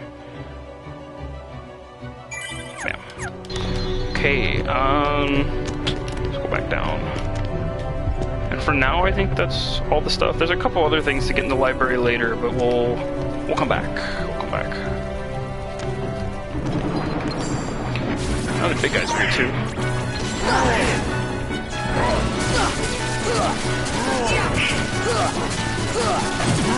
Come on!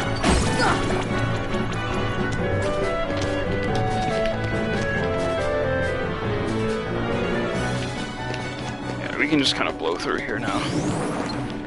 The enemies are just gonna like melt now that I have this. Maybe not melt, but definitely. If I already wasn't doing good, I guess. He just. Come on! Go straight through. Having Beast also helps.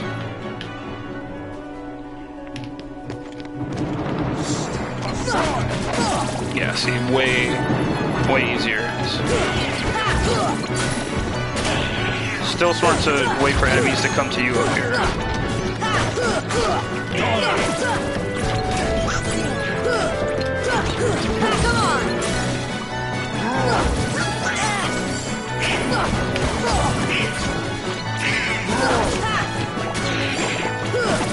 There we go. I should be able to... There we go.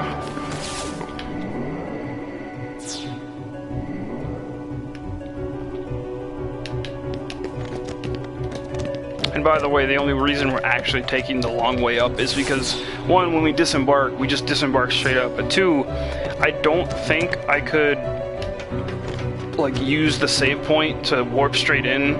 That was like right next to where the like lab area was, where we had the fight. So I don't think it would matter if I did that anyway. So that's why it makes you climb back up. But yeah, having this Keyblade is definitely one of the better ones till like the end point of the game. You get one coming up in the room, but it cuts your magic a bit, and it's kind of good to have a balance at this point for spells and other things.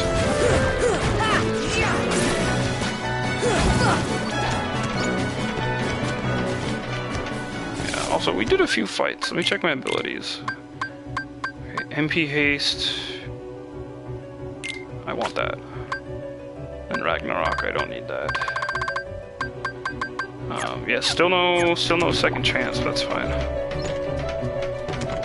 I've been a little more self-aware of my health as we've been going through, just so I don't have another accidental death.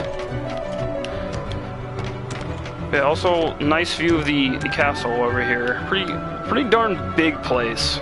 Like, really good sense of scale. You know, as small as some of the more varied areas are, like we were in Peter Pan last week, that was really small, or like, you know, Alice is really small, and technically the Colosseum is one of the smallest because it's just like 2 or 3 rooms, but you do a lot there. But yeah, this is definitely like one of the, I think if not the biggest area in the game, and still generally pretty impressive, all things considered.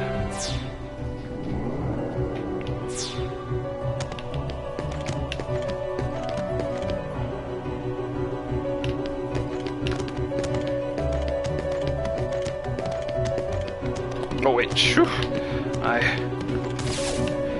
Good thing I didn't follow down there. We would have had to backtrack for a minute.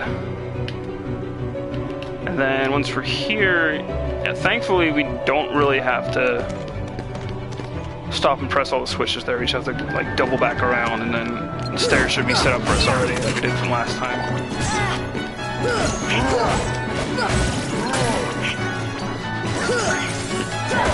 Come on!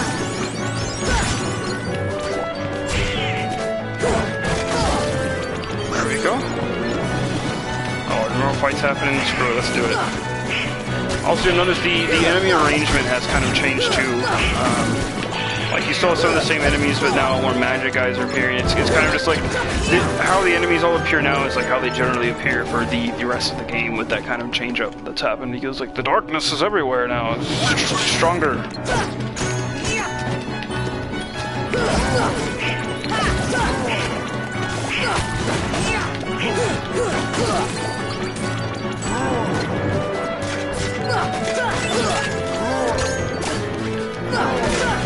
Come on! Come on! Boom. I don't know. Didn't hit that guy at all. And playing this is so refreshing, to be honest. Not in a bad way, but like, I've currently been playing through Bloodborne for the first time. Like, I'm pretty shallow in my experience of Souls games. I've played Demons 1, and I've played Dark 1 a bit, but I've never like taken the full-on plunge in. Like, I don't know all the lore. I haven't read every flavor text box on every item, which I think it's cool. Like, the series is unique as heck. Like, it's a culmination of many things, and like, I get why it's popular. It's kind of crazy how it blew up, really, because like Demon Souls did not blow up. Like, it's crazy how Dark Souls kind of like pushed it over the edge. But anyway, Bloodborne, I've been meaning to play that for the longest time, and now that I've finally gotten to it, I gotta say, it's pretty solid. Definitely challenging. It requires a very different mindset to play than Kingdom Hearts, for sure.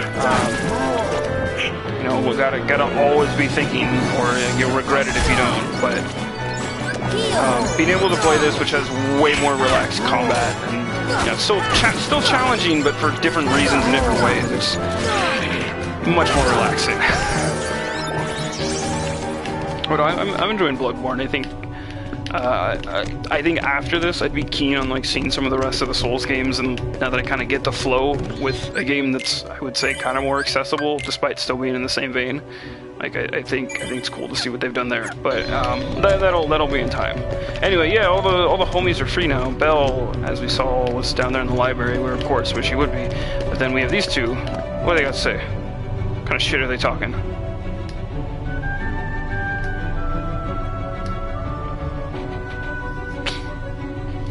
Ansem just got eaten up. He's gone.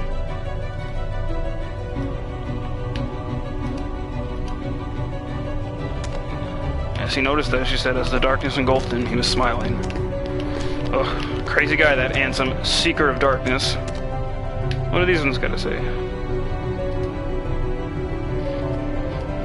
Yeah, hello friends who I haven't seen for a while, and Snow White. So also, as you'll notice, the stained glass like pillars that are in Sora's dream in the beginning, a lot of them were these Disney princesses, which I don't actually know if that's ever been given any significance. I don't know. Wait, aren't I supposed to get Firaga from these? Huh. I really could have sworn they'd give me some magic. Could be wrong. Yeah, okay, they just have individual boxes of things to say. No, that's fine. Unless a cutscene pops off here. I don't know. I could have sworn they give me some magic though. Oh no. Well, that was 100% intentional. Let us run back. That's actually the first fall we've had in Hollow Bastion so far, so honestly not terrible. At least I haven't had any big falls off the ledge on the side or anything. Like, that'd be the worst. Those are the worst because there's just so many rooms to walk back up through. That one's easy because it's just, you know, it's a room right here. Just gotta be careful.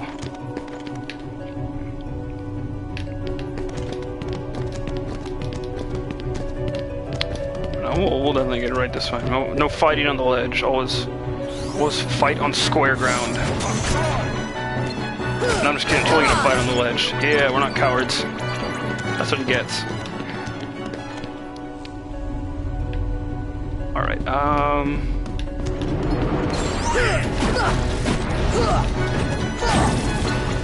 on!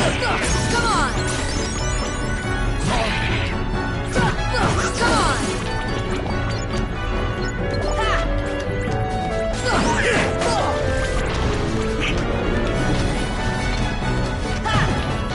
On this area too, it might not appear, but you can find another one of the rare Heartless here.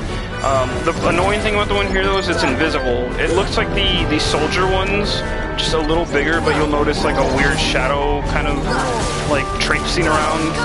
And if you can get a target on it, that's how you'll know it's the right one. I don't think I had the right wave of enemies to make that one appear though. You can kind of usually tell by which enemies appear. Oh, there it is. Okay. Let's see if I can actually get it to appear. I need to hit it a certain amount of times. That's the problem, because it just jumps around like crazy. I'm really not strong enough to fight it right now, I don't think.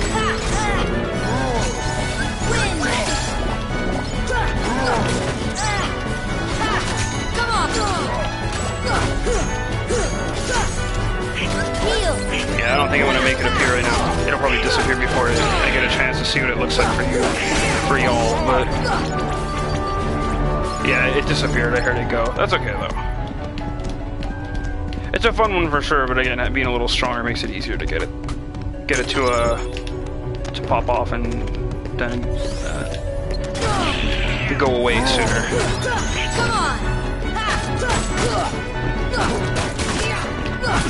There we go.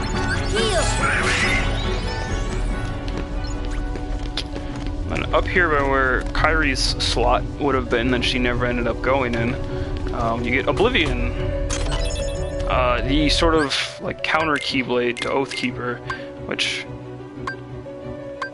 actually, yeah, weaker than Divine Rose by far. Like, I guess you could miss the conversation with Belle, but it's really like what, as cool as Oblivion like looks, Divine Rose is kind of just better, and it has like a good critical rate too, which like it's just like, why would you not use Divine Rose at that point? And that's not like a Final Mix Keyblade either. I don't know if that was like rebalanced for Final Mix maybe, or like retooled, or got buffed maybe, but that's definitely like, you can just get that in any version of the game. I remember getting that in like the original time I played it. Hey, dogs in a box, you know it, you love it. I gotta be careful on the Dalmatian collecting actually, because oh shit, well, so much for getting into that menu real quick. I know Dalmatians also kind of affect the secret ending. I know I haven't gotten all the chests in a lot of places though. So I'm gonna map all that out in time.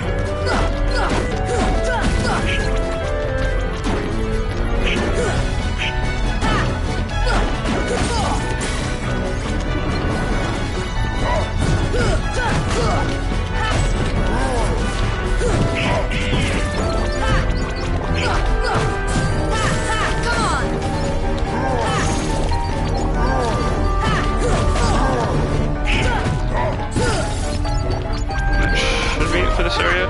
Oh, another one appeared. Where is he? Okay, that is the boy. Let's see if we can actually get it this time. So this is the invisible Heartless I was talking about. I fell down there.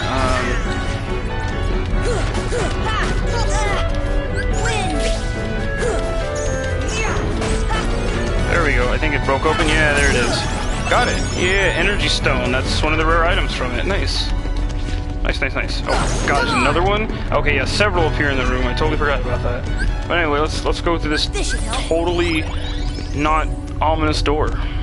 Dark Depths. Hey. Yeah, so now we have the final boss of this area. This enemy is just called the Behemoth, and that is just recurring big boy enemy in Final Fantasy games. Nice little throwback. Kind of a lackluster boss though. Though it throws out some powerful attacks, it's kind of slow, kind of easy to get to, and you just hit the giant horn on its head. It'll throw you off after a little, but the pattern for it is not very tough once you get the hang of it. And again, we have one of the strongest Keyblades in the game, so like, why would this be a challenge? This room is kind of wild, though. Like the whole like just crazy rainbow of clouds, like weird dark portal that we're in. It's just weird. Like this. You don't see too many areas like this throughout the game, like the rest of the series either. It's just, again, another weird original Kingdom Hearts unique area. I appreciate it.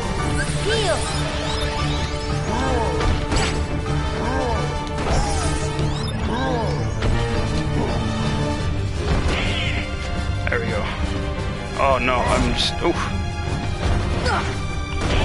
I mean, I have Beast for this fight. Normally I have Goofy, but...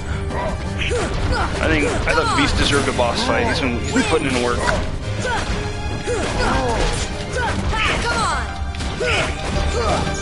on. Oh.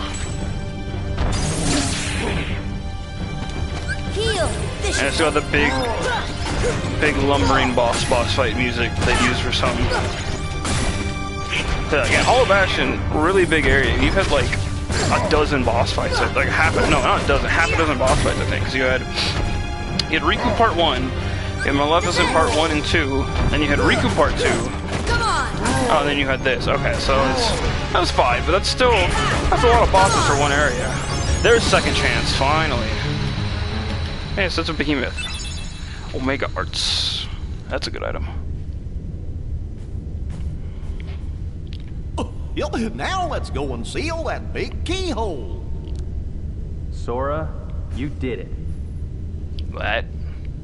Well, no, let's go to the keyhole. It's a cool blazing door, though. Oh, hey, friends. How did you just suddenly get here? Sid has a ship? Yeah, of course he does. Man, it would have been cool if it's actually just Sid's rocket from 7. That'd be great. So yeah, this is in the Kingdom Hearts verse. This is canonically like their home, which is really weird.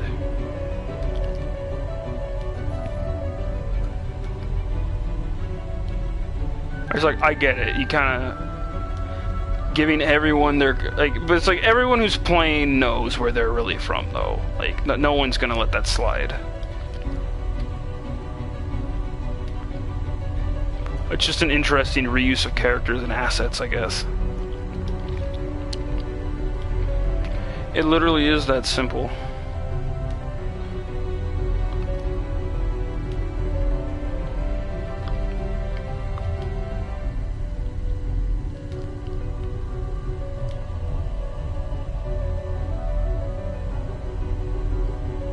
We may never meet again, but we'll never forget each other. Until the sequel. No matter where we are, our hearts will bring us together again. Besides, I couldn't forget you, even if I wanted to.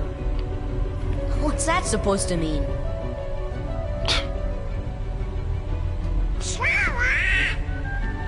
Hurry! Come and close the keyhole! Like, actually hurry up. Sora, good luck.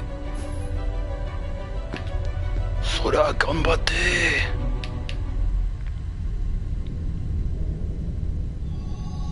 Finally. Actually, why don't I look up the Book of Pooh pages right now while Sora's doing his thing?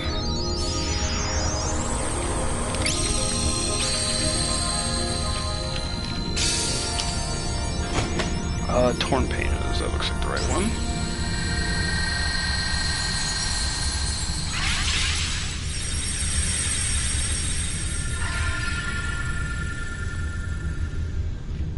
Okay. So if I'm reading this right, it's telling me that we should get one from the Dalmatians if we have at least 51, but we'll see. Let me see one thing really quick, sorry.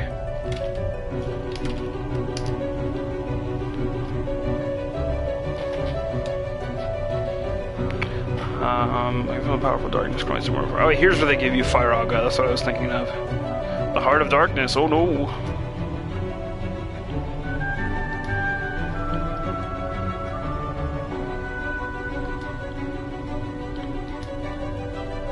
Yeah, so they give you that good fire magic.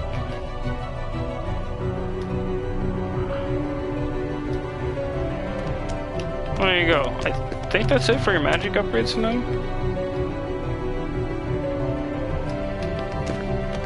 Yeah, so they at least acknowledged that they were like helping make the Keyblade Sword, which Jasmine got to say. Please don't tell Aladdin about all this. Yeah, it's like even though technically like we made such a hard point about like the world border and like not letting, you know, not mixing, not meddling or whatever early on. It's like no, the princesses are just here. Like, does Jasmine ever tell Aladdin about this? Like, where did she go, or does she just like say, "Oh no, I got captured, but I'm good now"? I don't know. We are not gonna leave just yet. There's one more thing we need to get before we. Yeah, I think we're gonna do the end game area right now. But like I said earlier, we are going to then stop at the point of no return, as it were, and then chill, do a Book of Pooh, and then probably call it there. I can go in here. Finally get this. Force!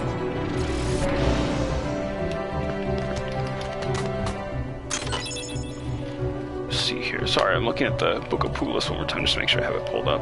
I didn't even see what item I just got from that, but well, guess I'll look back at it later. I don't think it's anything that important. Alright, let's just jump down.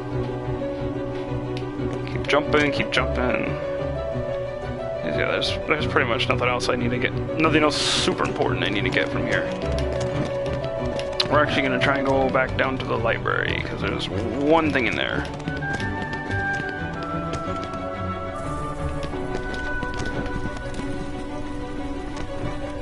Oh, don't worry, we get Super Glide very soon. All things considered in terms of how I'm doing pacing-wise. Yeah, the homie Eris. Okay, she's also in the library, and she has lots to say. Sorry, you should read this.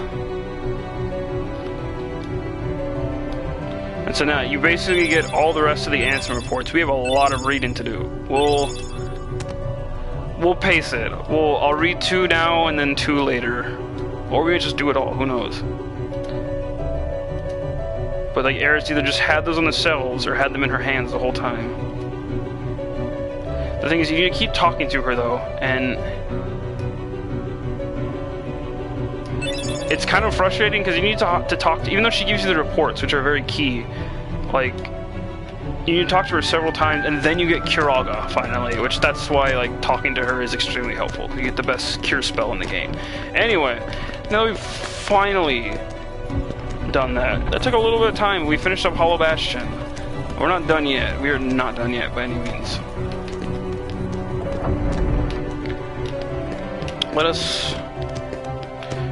I'll go back to a save point. Yeah, right now there's no Heartless appearing here, but they will appear later. It's just because, like, you clear out the area for now.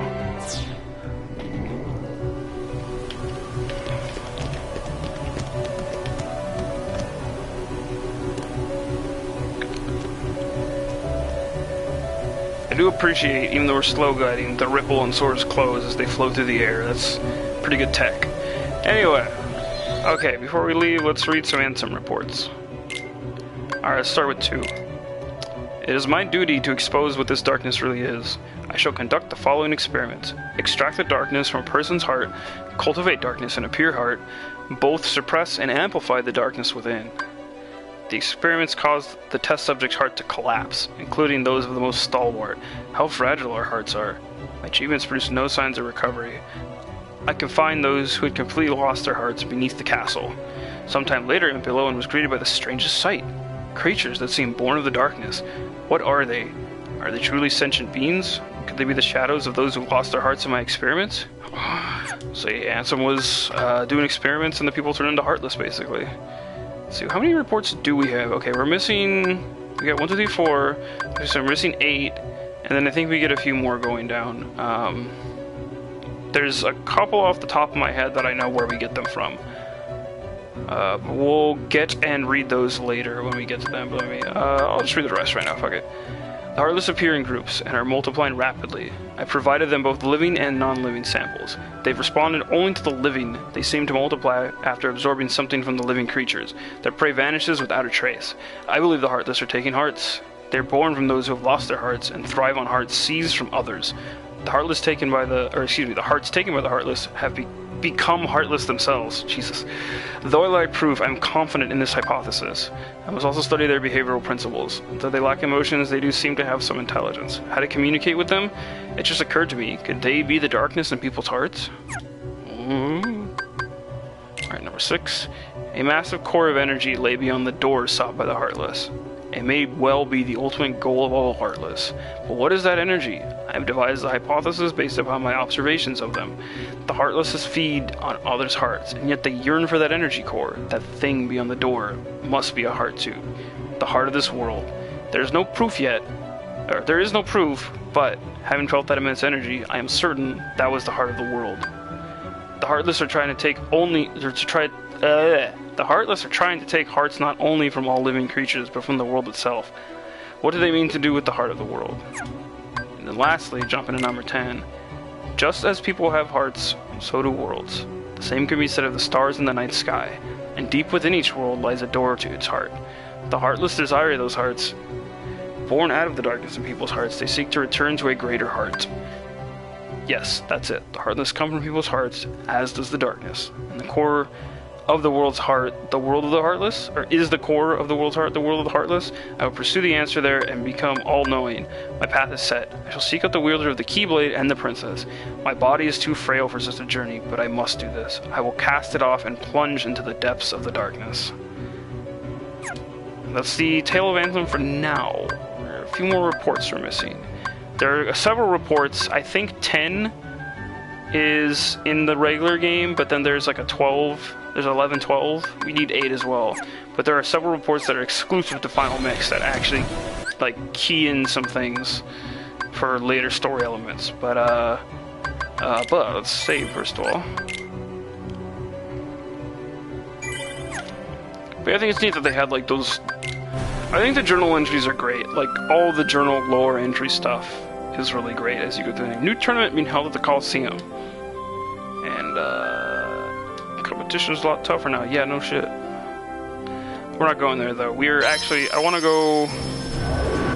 I technically didn't need to go here right now. I just want to do this before I forget. I want to go to the Dalmatians because I want to make sure I get the torn page from them.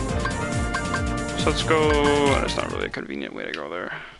I just want to make sure I get the torn page now so we have all the pages, because I was pretty sure I've been keen on getting those. Like, I got the one in Agrabah. I remember getting it in the tunnels below. I made sure to get the one in Monstro. I showed off the one in Nightmare Before Christmas, Halloween Town. I made sure I got that one when I pulled it off the bookshelf. And then the last one, where did it say the other one was? Atlantica, we got it in Ariel's Grotto. Cause I made the joke about her just like stealing the page. And yeah, so if I hopefully have enough. Let me see, Dalmatians. Oh yeah, I have at least 50. Hopefully.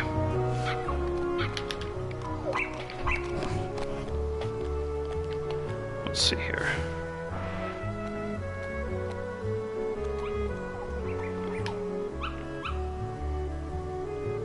Yeah, thanks, doggos. Thank you again. Torn page, there we go. Mithril. Yeah, so the dogs just had a stolen page from the Book of Pooh. No one is safe.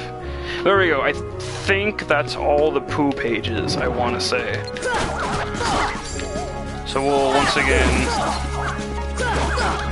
end with a good old wholesome Book of Pooh before we call it a night, but we've still got some time. So,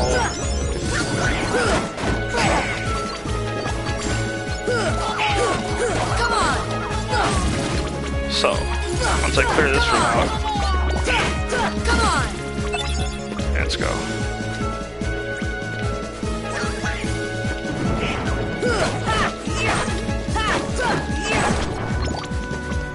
we are... I don't think I need to talk to Sid anymore, by the way. I'm not sure. I'll double check with him. And let's get out of here.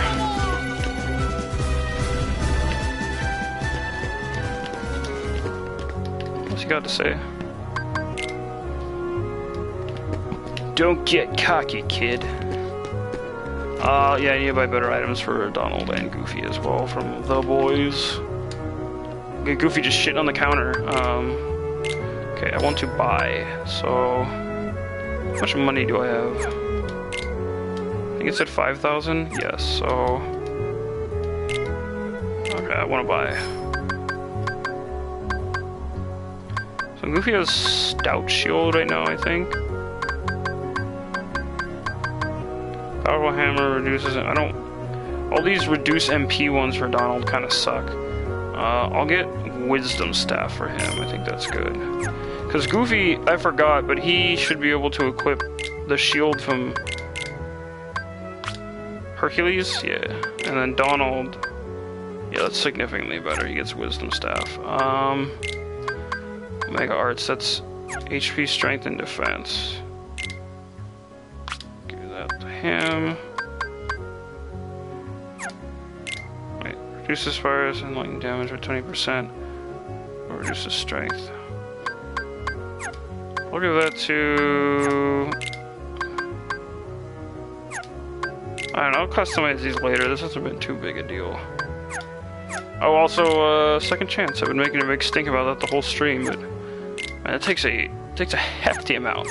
Not that we're low on AP, but that should be good then, I want to say.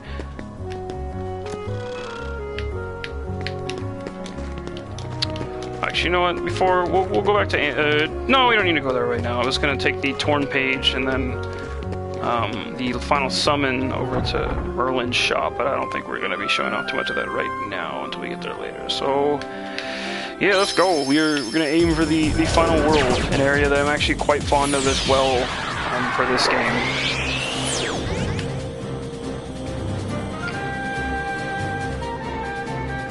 I think Halabash looks cool in its little model there. Like, what's that swirling area below? Like that underwater place. It's just kind of a cool design. Anyway, yeah, and this other place that also has a high battle level. Let's go.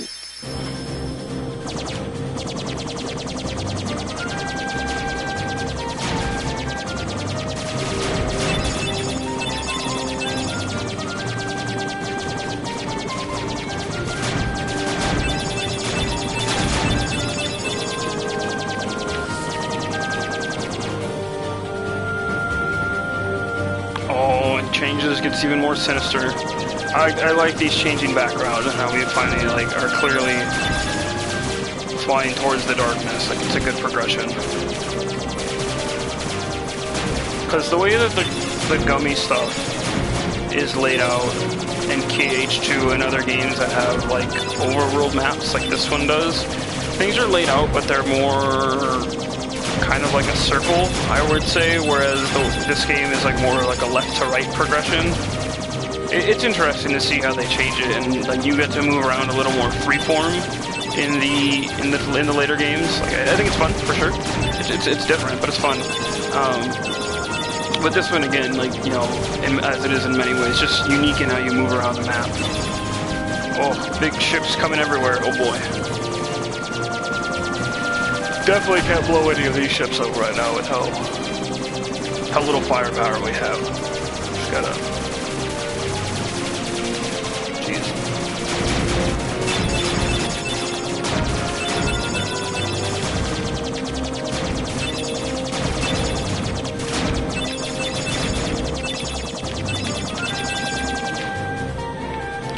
And we made it.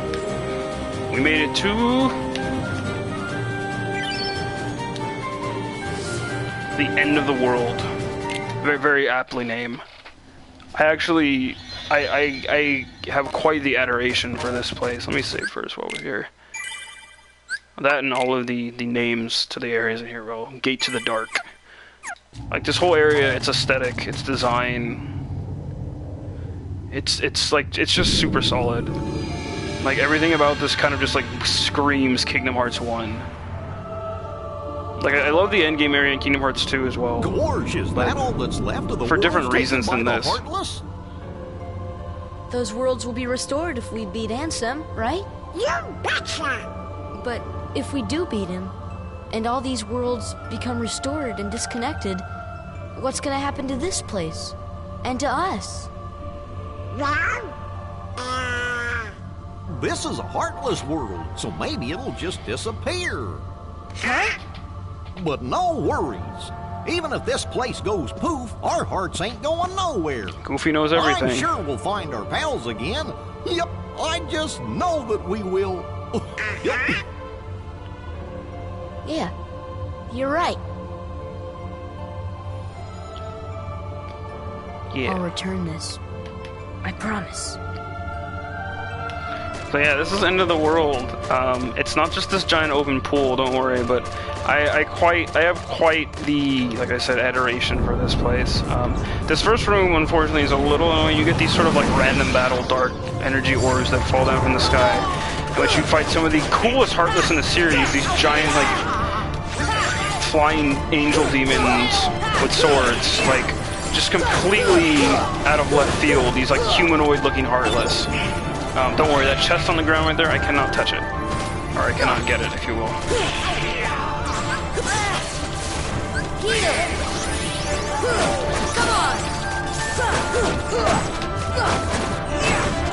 Yeah, this place is pretty great.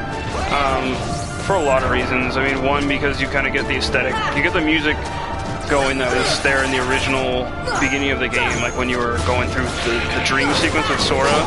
Same battle music, like everything when it's calm, everything when it's serious, it's awesome. It's like it's a nice, let's get musical here. It's a nice recapitulation on just like everything. It just reminds you of, like, the same stuff you've been shown from the beginning. Like it's such a cool, like, recap on that. There we go, and then we should fade out. And then yeah, so that chest on the ground, that was this. I'm gonna get all these chests just because most of them have got good items. Some of them have enemies that pop out too. Boom, there you go. I think there's one, like, either near the end or coming up soon where an actual, like, a behemoth pops out. And I think that's interesting because, like, it's kind of that, this is mostly an RPG trope, but some games do this where it's like that enemy that was a boss, like, a while back, yeah, now he's just like a regular enemy you fight. That's always fun because it's like sense of progression. That always makes you feel that. Even if it takes a while to still knock the enemy down. Like, I love that trope of, like, enemy that was once, like, big bad boss is now just, like, standard enemy. Like, you've come so far. And also, if you'll notice, so I can't just like walk willy-nilly, like go wherever I want. Like Sora is now just like running against an invisible wall. You can't tell either unless I try and hit it. So these are little arrows. There you go. You figured out this room. This room that I'm still quite fond of. Like everything about this whole area, like I said, is just great. Like another recap kind of idea too is just, I mentioned way earlier that like this game, like aesthetically and the art, like not just design of this place, but like, there you go, there's the behemoth. He got a different color palette too. Instead of just like the black and white color scheme, which normally it just looks purple, but instead of the black and white color scheme, he has this like 90s edgy flame color scheme. I love it so much. Admittedly, used to have a backpack that had this kind of color scheme on it, but hey, middle school, high school, crazy times. I think this color scheme is unique to Final Mix, though, for sure. Yeah, again, kind of the same. This behemoth has a slightly lower health bar. You also fight a behemoth in the arena at some point, I want to say. Like, I think there's a behemoth that appears in one of the final cups. And that one also has a different color scheme. Like, there's just different behemoths everywhere. I think that's cool. The original one is just, like, purple and black, though. But what was I saying? Yeah, the aesthetic of this world and this, like, the art design and this kind of everything about Kingdom Hearts 1. like while they were trying to put their all into this and like make something unique and original. Every game past this, you know, sans like the reused areas, like when they bring back, even when they bring back stuff like, because in Chain of Memories, as we'll see eventually, the worlds that are reused are like straight up like reused assets. So like that doesn't exactly count. But in like games going forward, or in like other future games that revisit something like Wonderland or Agrabah, they might use slightly similar areas, but they're still different because the art has changed slightly, and like the character models are usually the same, but like art has changed. Like Heartless designs have mildly changed. Like just little things have changed, and that's fine. Like the series after, I would say pretty much by Chain of Memories, and then, you know, with 2 moving forward, the series like established itself look-wise, but like 1 is still a little rough, but it just has like a look that's kind of all its own, and I super dig that. Like I have quite a massive amount of like love and like nostalgia for like just how it looks. Like we'll get to more areas once we get past this giant area. First, we're almost there, don't worry, friends. Doing all the battles here, though, definitely gives us a lot of extra XP too. So we're gonna be blowing through this. There are a couple tough battles here. Like again, having come from playing this on Proud mode, normal mode has been a nice breather. But at the same time, you know, just because I know this, you know, for someone going through this for the first time, all these challenging battles near the end are they're no walk in the park. Like I don't knock anyone who has trouble with the normal difficulties on this. Like, action moves are tough to get into. You have to really, you know, learn your mechanics, and learning game mechanics is often much harder than I think people give other people credit for. Like, I mean, I've been playing games for years, right? Like, what, I'm 27 now? I've been playing games since I was like 4 or 5 years old. I think that's the majority of my life. And even like after, 20 plus years, like there's still games I just don't know how to play well, because I wasn't exposed to those games younger enough. So like learning an entire genre's like play style is tough. Like it's just tough to learn that and gain mastery if you know, haven't put the time in, because you haven't. And I don't think people give other players enough credit for that sometimes. You know, with how many, like, so many people are getting into games now, and like games are just getting more popular every day, and I think that's great. Like, they're more and more becoming just like a modern day like standard of media, and I think that's wonderful. You know, but on the flip side of that, you know, because games are an interactive piece of media, it's like, well, there's a lot of divisiveness when it comes to like, oh, you know, accessibility versus, you know, challenge and audiences. And you know, I think there's good arguments on both sides, but I think there's also bad ones on both sides. But I just think in general, one thing to consider is like, no matter what, like if you're trying to teach someone like how to play a game, or trying to show someone a series they might not be familiar with, or just like get someone into a game and they're not familiar with that game's mechanics or that genre's mechanics, like I think patience is something that, like, as much as I hate to use this word, patience is something that gamers are not known to have.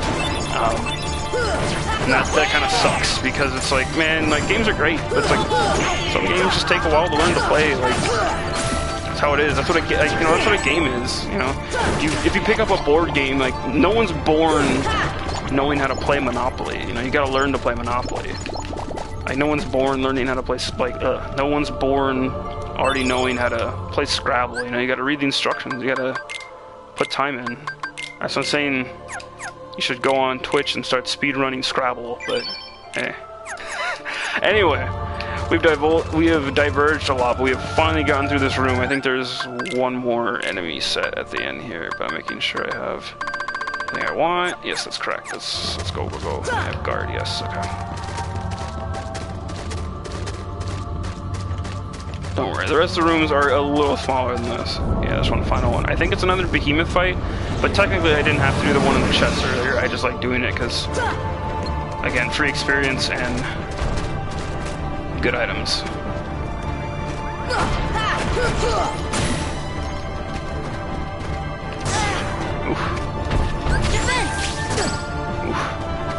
on, Sora. Come on!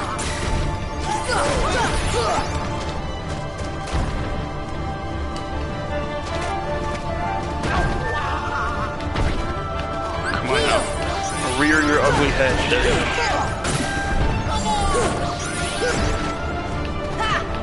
you go. Man, the thing that sucks about this fight is because of the invisible walls here. I can't really jump down there because Mr. Behemoth here, he's not kicking me off. He just like burrows his head into the wall there, so there's not a good effective way for me to fall down on him. I don't know. See if I can get it turned around a bit. Ah, forget it. Let's just get on. There we go. Now it's turning.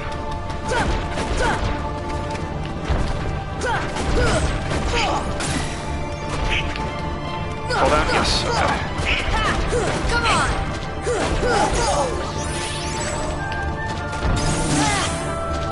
Defense! Come on!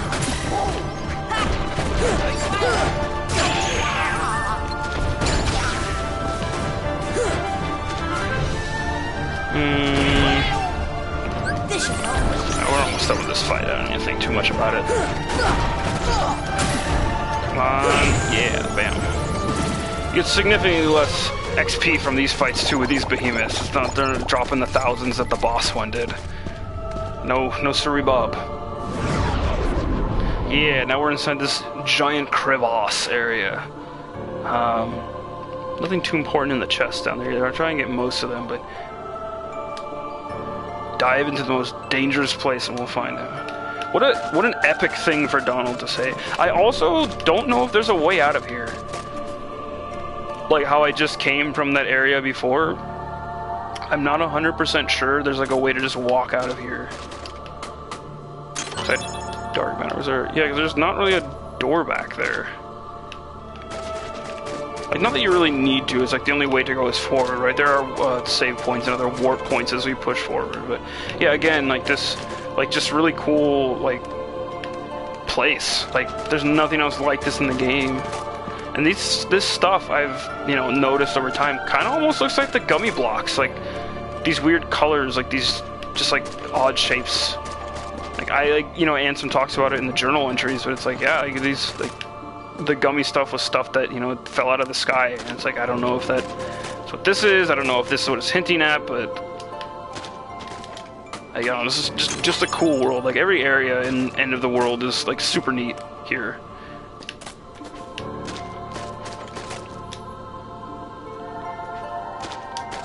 Don't think there's any chests over here that are worth going after, or in general any. There's one down there.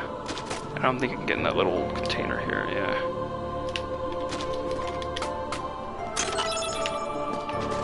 Oh, I really need to read these chest descriptions. I don't think that was a boost item. Yeah, okay, that was probably nothing. Man, cottages and tents are like the most... Like, look, I'm gonna use a cottage right now. There we go, we're all healed. How convenient. I can't say it's not convenient, but it's just like, I use them so little. Like, save points just do everything I need to. I don't know. Ultima Gummy. Are there any more around here? I don't think I'm missing too many. I'm just grabbing them for posterity's sake, really. Like, I don't really need to, but, you know, it's a treasure chest. Why am I not going to grab it? I think I'm good. There's one more down here. I'll go for this one.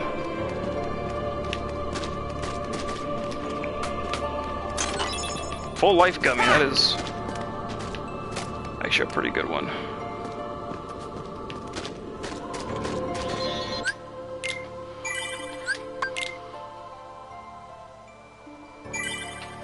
Giant crevasse.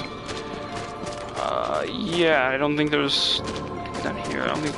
Do you fight enemies down here? I don't think you do. You're just in this cool area that's like you're kind of walking on water, but you're not. I don't know. Forgive me. I seem to have forgotten the path out of here.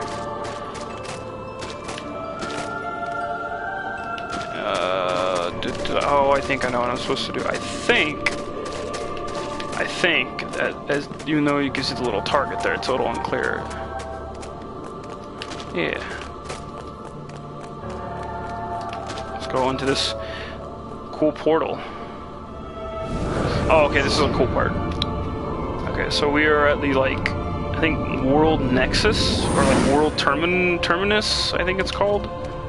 Yes, World Terminus, so that way I can go back. But we have two ways to go. Green paths lead backwards, and then blue ones lead forward.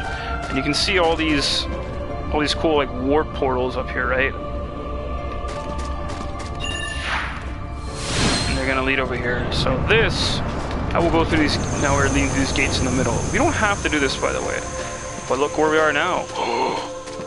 Yeah, so this, at least from my interpretation, as I believe it, is supposed to be like, it's implying that it's like the heart of all worlds.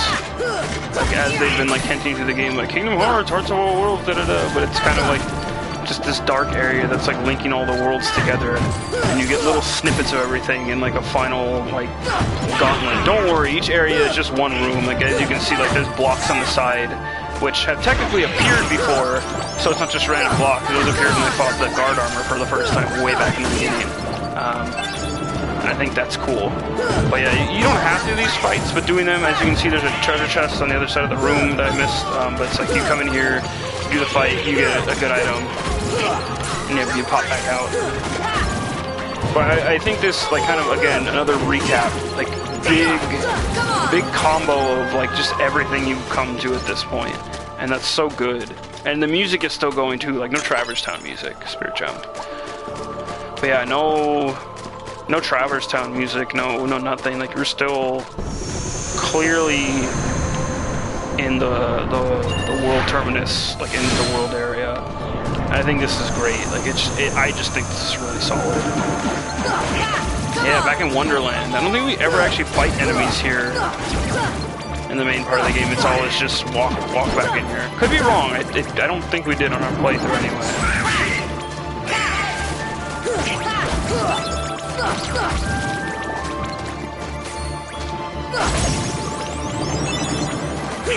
Come on!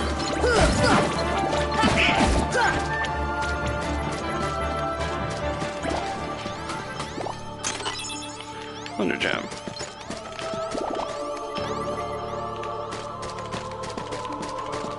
Yeah, let's go. I also don't think Atlantica shows up here, oddly enough, because why would it?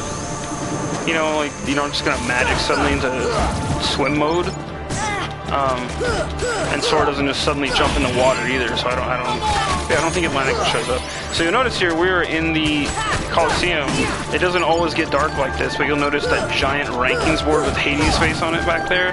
That's for the Hades Cup, that appears eventually, but up to this point we have only seen the Phil, the Pegasus, and the Hercules Cup, which those appear regardless of whether or not you've done all the cups. And I think that's, I don't know how to feel about that, because it's like, obviously that's not a spoiler. If you're at this point in the game, you can get to where all the cups are, but it's like, if you didn't know that yet. But so I don't know what that implies about at what point the game is showing you, like, the worlds and what states they're in. So I don't know.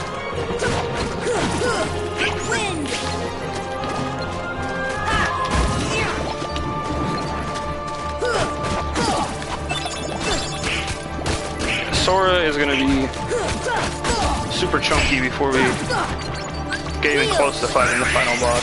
We're already doing pretty good progress-wise, and we've got a little ways to go through this area still.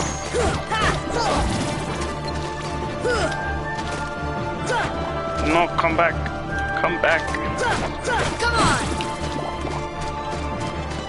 Okay, and then the chest here is actually kind of easy to miss. It's behind the statue back here. Frost Gem. I think it's just a bunch of good fusion items. That's basically all. Oh no, we have to go back out the front. The entrance door as it were anyway. But that's cool. I don't think you can check the trophy boards.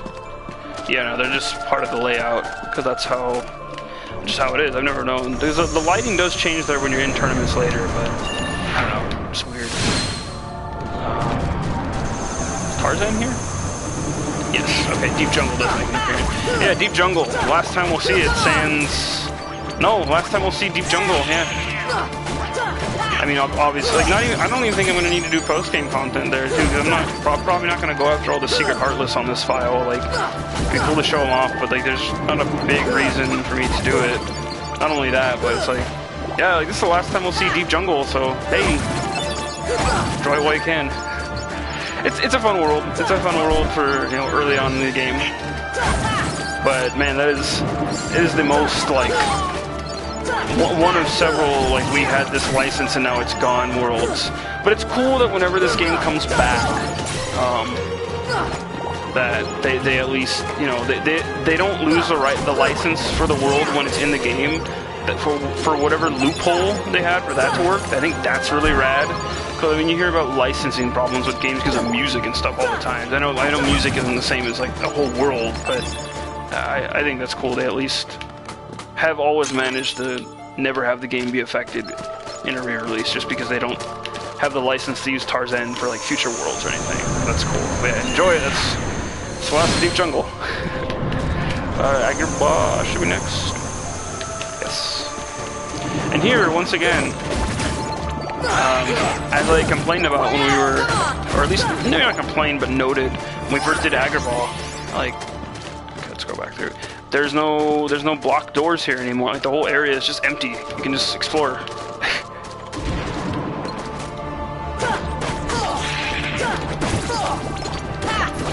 Weird. Just weird. I always thought that was weird that like Agrabah had the loading screens in between each area. Like,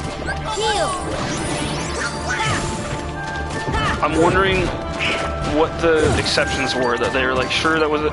Like, what system limitations made them like make them have load points when you're in a regular exploration mode, but then when you're doing that boss fight with like the caterpillar pots, and then you're doing like the fights now, like why is this okay right here where there's clearly Heartless appearing in multiple rooms, but in standard Agrabah like different things spawn? I don't know.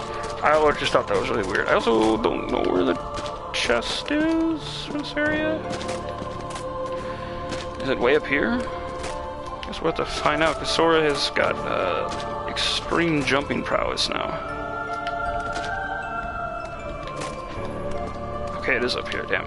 Yeah, you would super miss that if you weren't trying to be explorative. Blaze jump.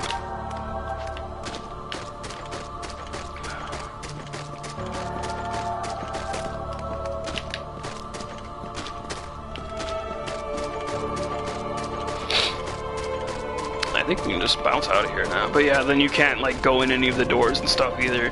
It must just be a different way that they model the world then. I don't know. Interesting to say the least.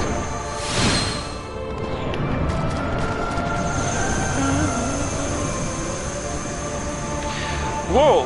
Well, I have been confirmed extremely wrong on stream. You definitely do go to Atlantica. For some reason, I just don't remember you doing this here. Which is weird, because I know I just played this. And then obviously it makes sense that you would come back here, just suddenly jump into swim mode, you know. Even though it's been several worlds since I've done this. Like, if you haven't been backtracking, you definitely aren't as up on your swimming skills. But hey, going in the vortex in the middle does not suddenly lead you out anymore, I don't think. But I'm not going to try it, so...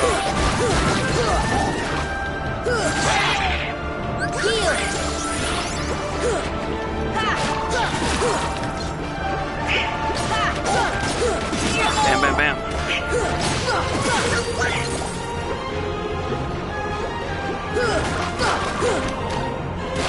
Yeah, see, that just doesn't make you float out. Okay. Come on. I think that's it. Yeah, they are very lenient and do not make you fight in Atlantica for very long, thankfully. That was nice to know. Yeah, that's one more Atlantica visit, and then this should be Halloween Town. Yes, that's good. Yeah, it's Oogie's Playroom. Like, what a fun area to let you revisit for this, because you won't get to go back here anymore. Like, this got blown up with this house when you, well, this got blown up when you killed Oogie Boogie when you turned into his house. Combo Master, that's a fun skill. That lets you, like, keep chaining your combos even if you miss an enemy hit. Anyway, yeah, and I like that they do get you back into costume for here. That's cool. Like, it's just good consistency. Like, I appreciate that.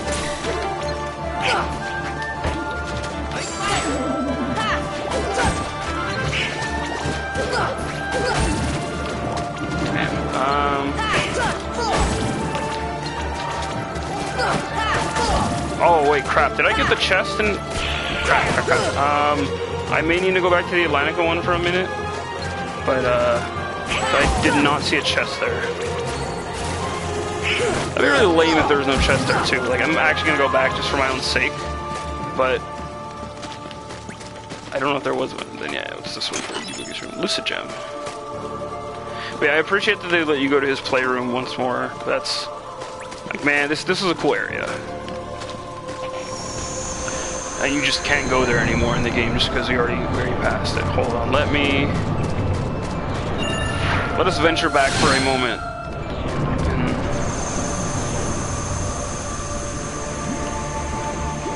Okay, there was a chest here. Okay, now again, my own fault for being way too damn quick to try and get it. Hello, welcome whoever has joined. You've definitely a little later in the night, but hey, welcome. Never too late to get in on the Kingdom Hearts goodness.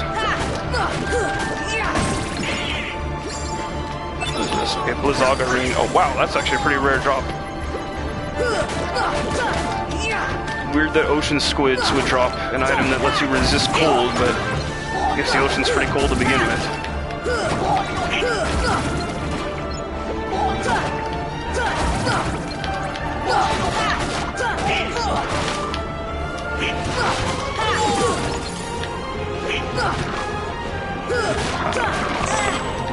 I just don't want to get caught in the vortex in the middle.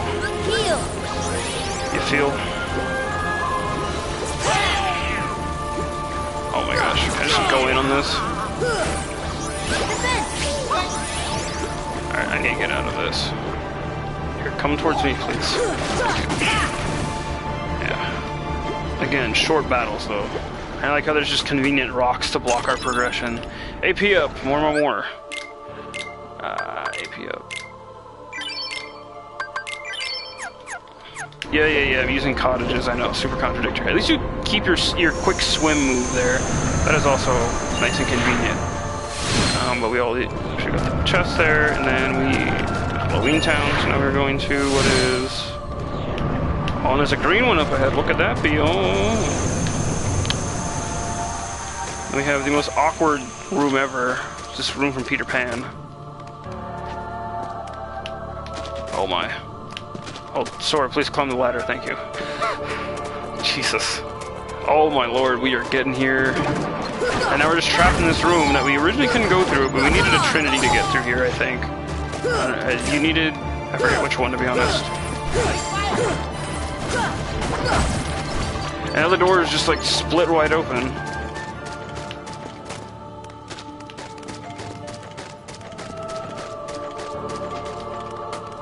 Yeah, this area is weird because a Mighty Shield.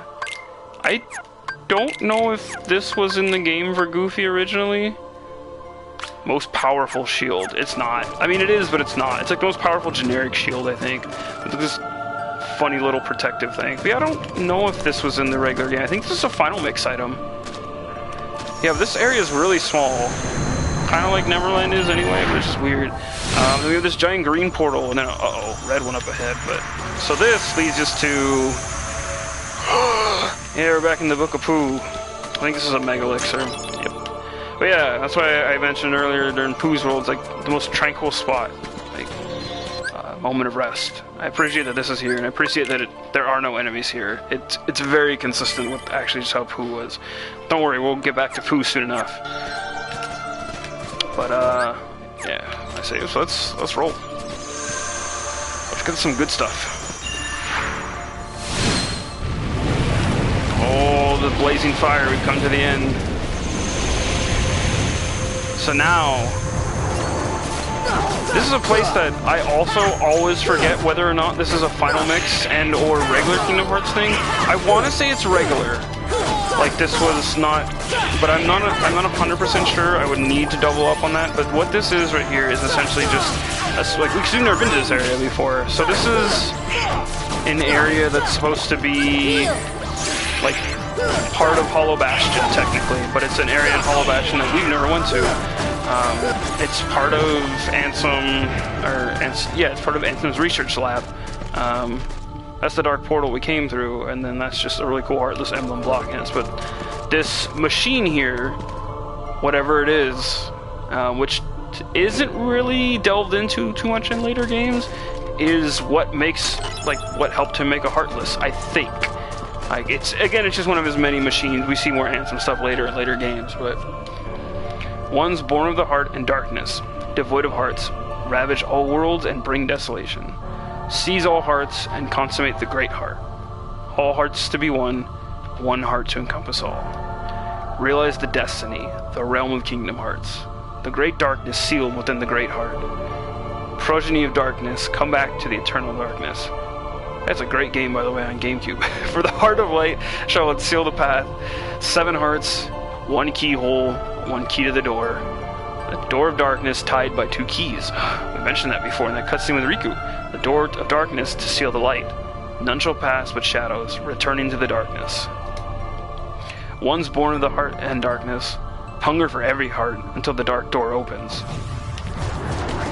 And that's pretty much it. It's just crazy Ansem doing crazy computer research. But the door is locked behind us, by the way, so now we have to fight our way out. But, I thought this was cool, because it's just like a weird perspective we don't see. And yeah, if you read it again, it's just same shit. But it's cool. It's a nice little tidbit, because it's like, they could have just dropped us in somewhere in Hollow Bastion, like that we've been to before, but it's cool they dropped us in this room that I don't, again, think ever makes a return.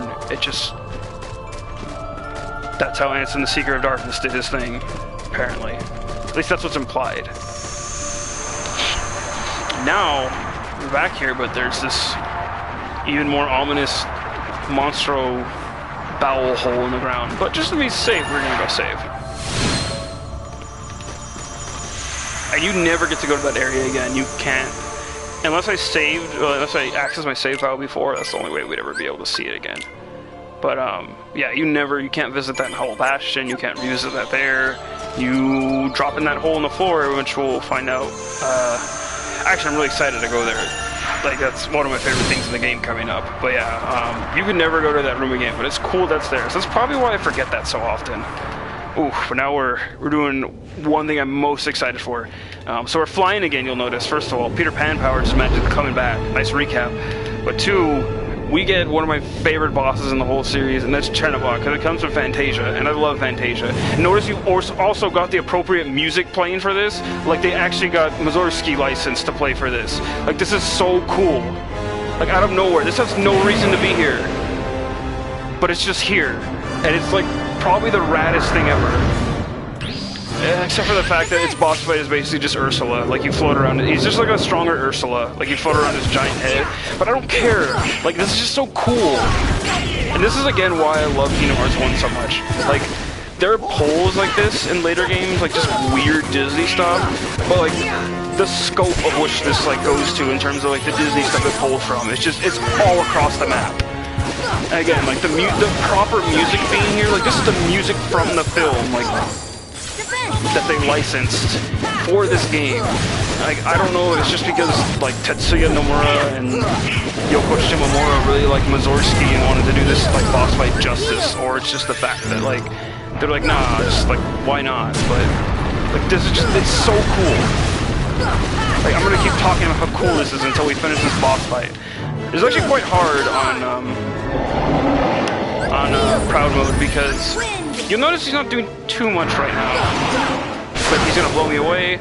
He had several attacks. Like, earlier he had fire come around him. But he has much higher defense on higher difficulties. And also, this fire that spawns around him does loads of damage to you on higher difficulties. And it hits you for that big chain. So if you're not careful, you just get, like, screwed over by it.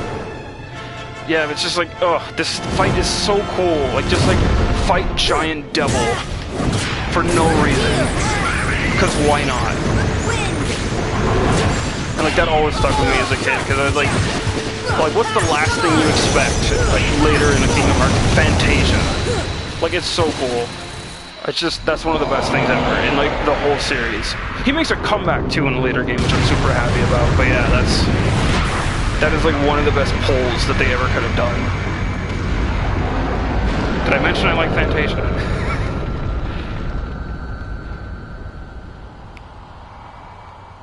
Oh, that's so cool. That's so cool. That makes me so happy. Yeah, super glides. There you go. Yeah. Now that you've killed Satan, I just get to go around this big old nice area. I don't think flying up higher brings you back. Might be wrong though. Let's see. No, let's keep going. Let's keep going. Let's keep going for the sake of stream. Yeah, I think I hit a ceiling. Yeah, Sora's not going any higher. Okay. You can go back from here again. From in the first room, the first 2 rooms from the crevasse to like the lake area. I don't think you can go back to those. Now we go down like into the mountain. We go down into Bald Mountain, and how I mentioned in the beginning of the game, there was that picture, right, where it said Bald Mountain, like 6 a.m. or something, in that room where you talk to Yuffie and Leon, and it's like, that probably has very little to do with here, but hey, here we are. We are at what is implied to probably be like Bald Mountain. That's just so cool. And okay, then there's this area, which, like, there's the thorns, which to me somewhat implies that, like, okay, is this room like a wrecked area that's from the Sleeping Beauty? Because look at this. Look at these trees here. This is totally the art style of Sleeping Beauty. Like, this is just a room, like, we're just wandering through, like, dead worlds right now, basically. And, like, that's what I always thought this implied. Because, like, you get to go to Sleeping Beauty World later in the prequel game, Birth by Sleep. But yeah, just, this totally is like, oh, here's what looks like it could be a dead world. But just keep going. Just keep climbing down. I don't know what this is supposed to be. Oh no, okay, these are the trees on the wall. This is supposed to be Snow White, because that's when she's running through the forest from like the dark evil trees. Yeah. Let's go. I'm not making this up, but like, oh, and then this is just mishmash. I don't think anything like this comes from like Cinderella or Beauty and the Beast. I think, but those two feel like that's all the stuff on the wall. That's way too obvious, in my opinion. Either way, that's cool stuff. Now we have next room up here. Just keep going. Look, another behemoth.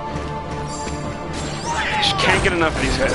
Also, we gotta be careful too, because that open light door back there, I can just fall through that. Like, if I hit the behemoth wrong or he didn't start turning around, if we kept fighting there and I kept hitting him at the wrong angles, I could accidentally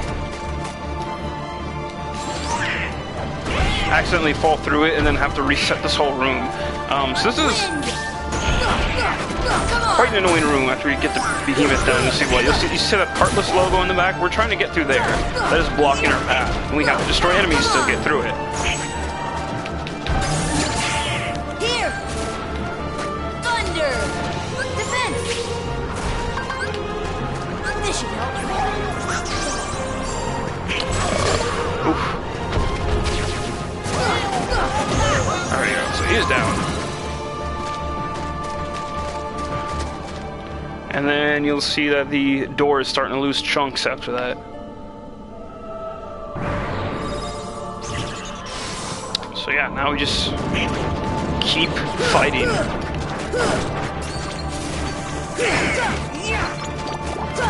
This room is interesting too. I don't think this room is supposed to be like symbolic or like derivative of anything. It's just like weird Heartless room with like yellowy goo on the floor.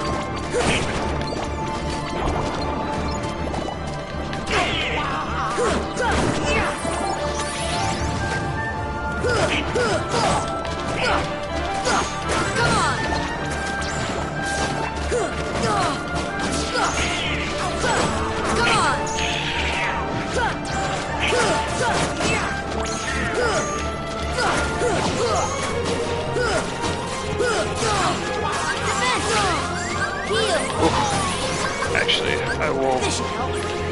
I should use it to heal one of them, not me. You have to be careful with anyone coming by that door. Like I said, like it's no joke. Like if you fall through that door now, especially if I walk back in because I haven't beaten this room yet, I would have to fight the behemoth. Like it's so jacked. Like you really have to be careful for that. And now this fight, like I'm gonna be doing, like now you'll notice the door is losing chunks on its own over time. But if I'm not careful, like, but sometimes you don't realize that the door is losing chunks, and it feels like this room goes on way longer than you think it does. There are a lot of battles here for sure. Like, there's more waves of enemies that are gonna keep spawning. The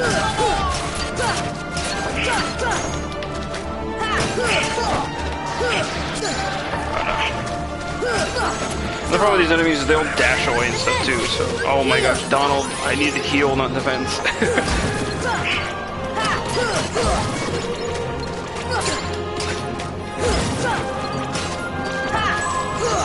Come on. Open your wings. Yeah, see now the door's even smaller. So we're getting there. It's the last chunk that's the worst, because like so many enemy waves spawn before you can actually get through it. But yeah, you guys drop in good health, good MP. This is a fair challenge, but still, it's mostly just an endurance test on normal difficulty. On hard or proud, excuse me, it is a slog and a half to get through this room, because this is, as you would probably guess if you haven't yet, this is like the last room before the point of no return. So we almost there, but still got a little ways to go, don't worry. Gotta keep battling. Just fight the eternal fight, Sora. Ugh, stop moving, please. There we go. See, look at Dan. There you go. The chunk goes down. I think that's the last one. There's like 1 or 2 more chunks to go. I mean, we'll know when it's the last one because it'll cut to a scene, or it'll give us a little cue visually.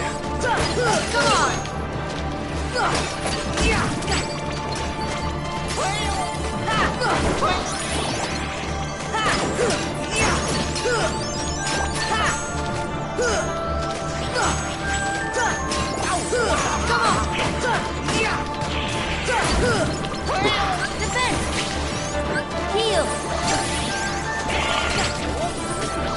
Yeah, just a room full of everyone's favorite enemies to fight.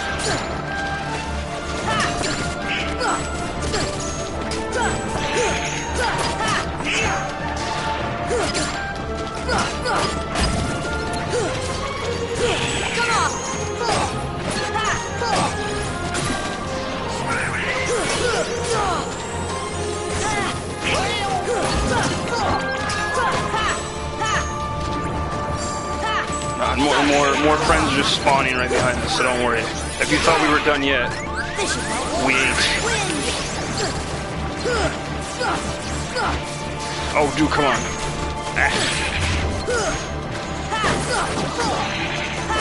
Come on! There we go. Come on! Come on!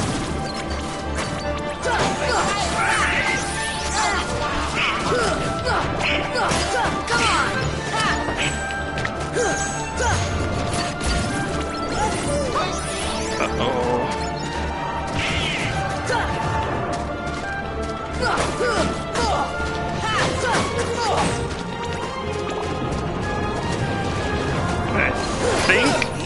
I think this is the last wave right here, because it's a mix of all of them, but like, hold your horses for the room that never ends.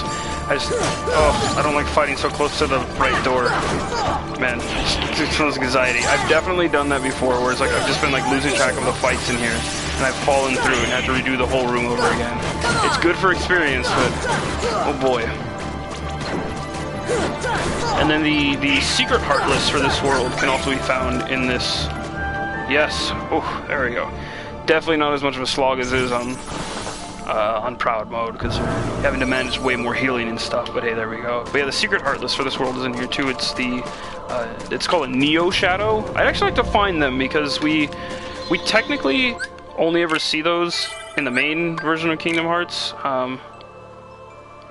Hey, look at that, what's that? So 1310, we are at the final rest. We are at the technically at the end of the game, but hey, look, it's the door. It is Door from the original Dream.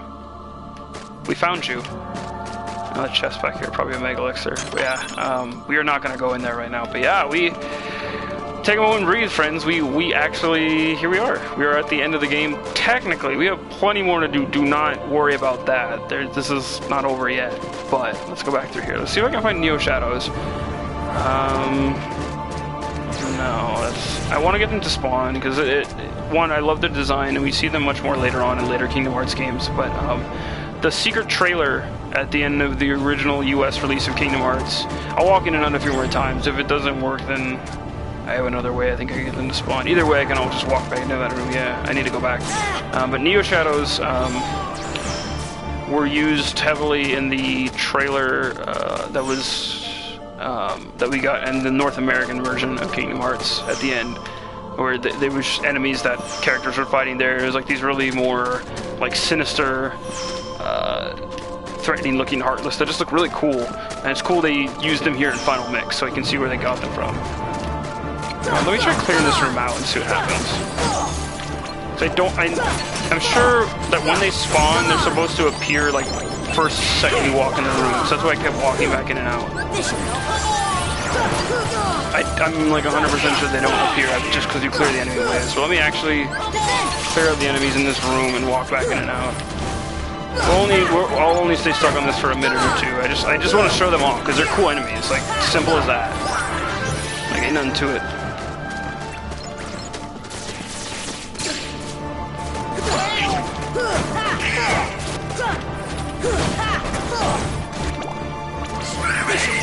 Yeah, okay, so that's... Oh my god, sick heals, Donald, right after mine, where they should be. Okay, let's go back down. Yeah, again, I just love this, like, mishmash of worlds. Good stuff. Yes! Okay, we got them. Okay, these are the Neo Shadows. Just look at them, they look so rad. Like, they're just going wild. And it's so cool that they put these here, like, because... Again, to me, like, it's such an impactful thing because they were only ever in that secret trailer in the end, but it's like how I was talking about in Hollow Bastion.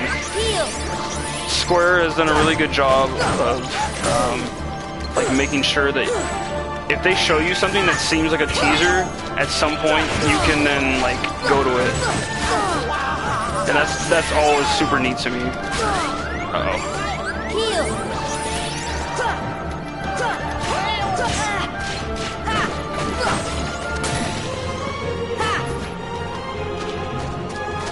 And see, they're called Neo Shadows because they function pretty much like the regular Shadow enemies, but hey, they're big, scary-looking men Heartless, right?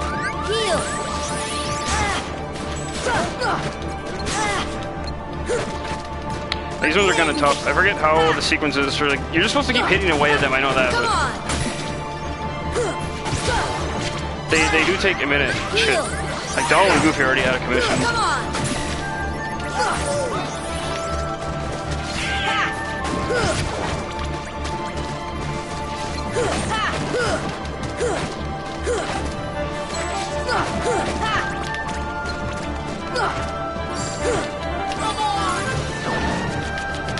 And there's these evil ones that come and like try and get your foot to there. It's crazy. They're fun enemies. They're fun enemies. But I love their design so much. I just think it's really rad. The first time we technically got to fight these in North America was in Chain of Memories. They appeared in the final area of the game. So it's cool to like see them reuse those there. Just like fun endgame enemies. Oh my gosh, this one needs to...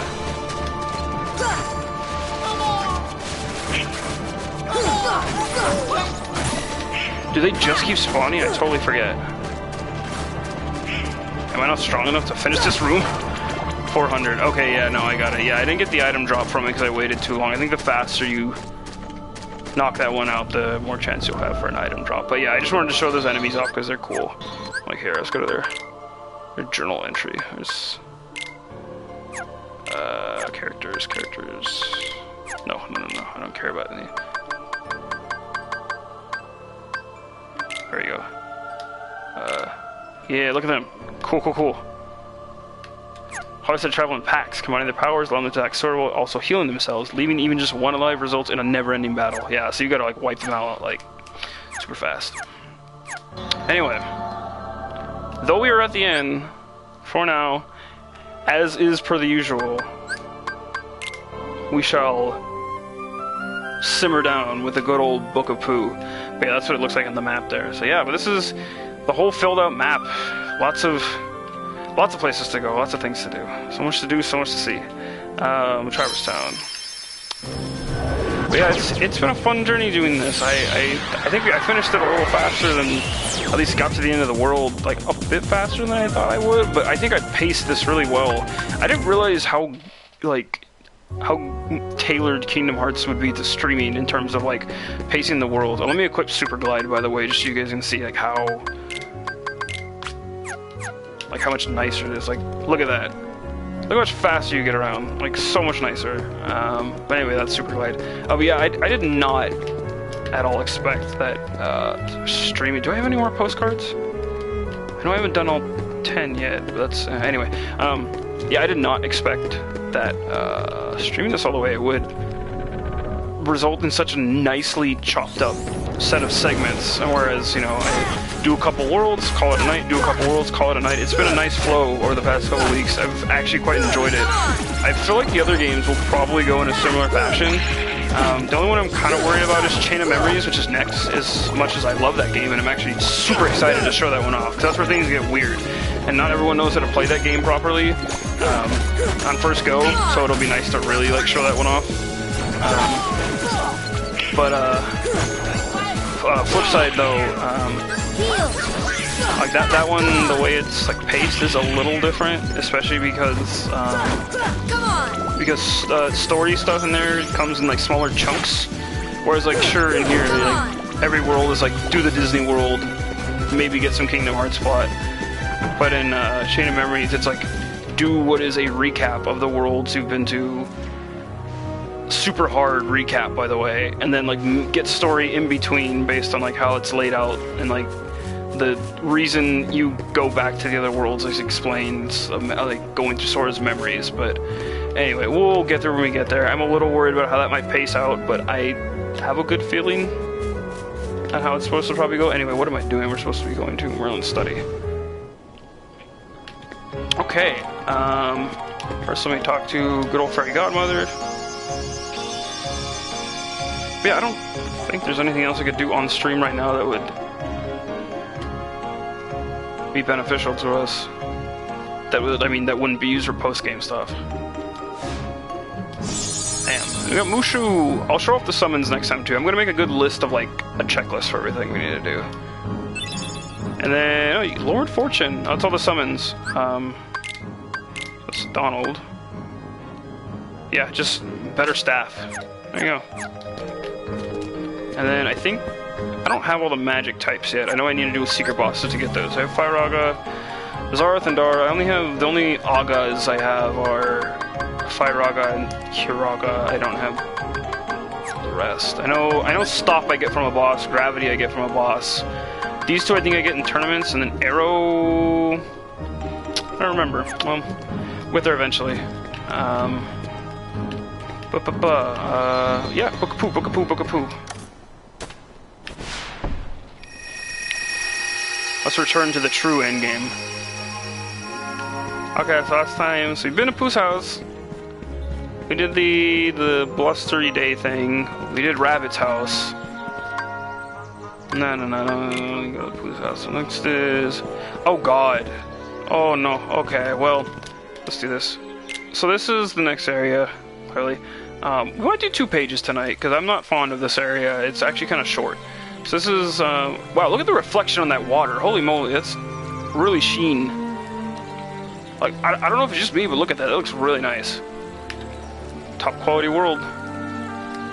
Look, Pooh, something's floating this way. It's Plot. Oh, it's your boy Eeyore. That's the original sad boy.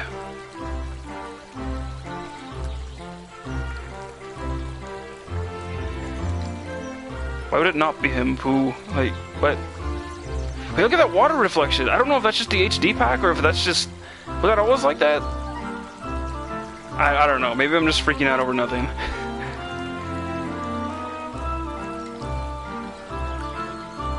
I don't know if I want to, Eeyore.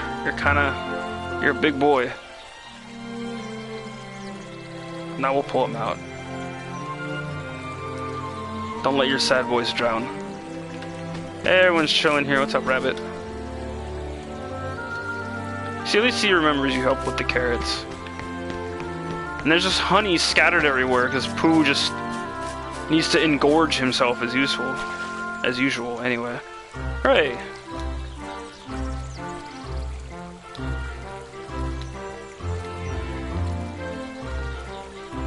Get it? He's up in the tail on the donkey.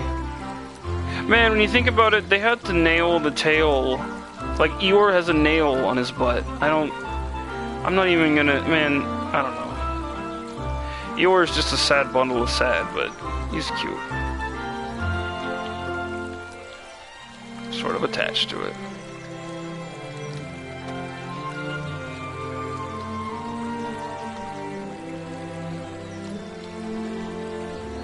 Oh, look. It's Observer Owl come to send us on a shitty minigame quest again. No, I'm just kidding. These minigames are great. I actually just don't like the one here, because it's a little unclear of how it works. The rest of them are actually pretty good.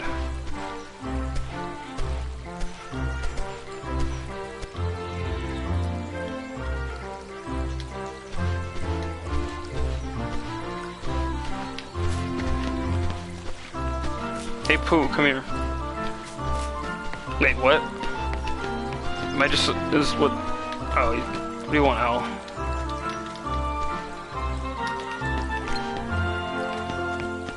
Oh, right, okay, so I have to get...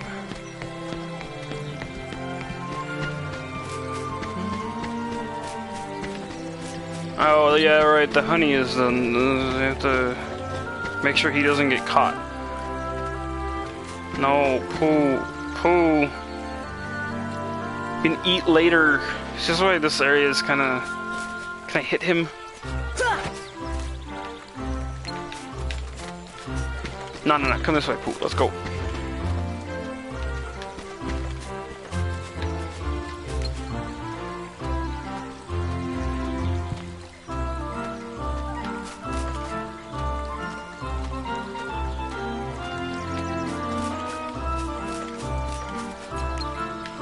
No, come here.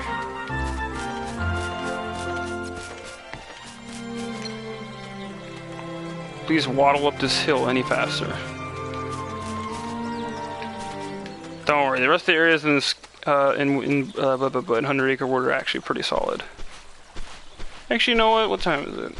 You know, we'll do one more page after this. The one after this isn't that bad. And then we'll call it. So then we can finish up Book of Pooh next time as well. We got a lot of post-game stuff to get to still.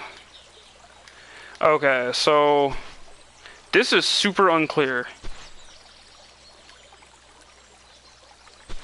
So you have to press R1 to push Pooh, right? You're pushing on the swing, and then he's supposed to like fly off kind of into the distance and land in a bush where Eeyore's tail conveniently is. So you push him.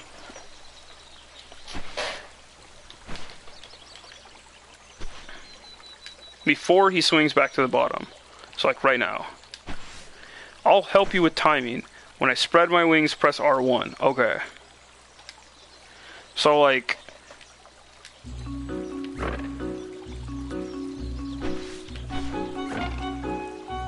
Okay, I did it right. It's just so weirdly timed. Did I do that right? Oh my god, first try.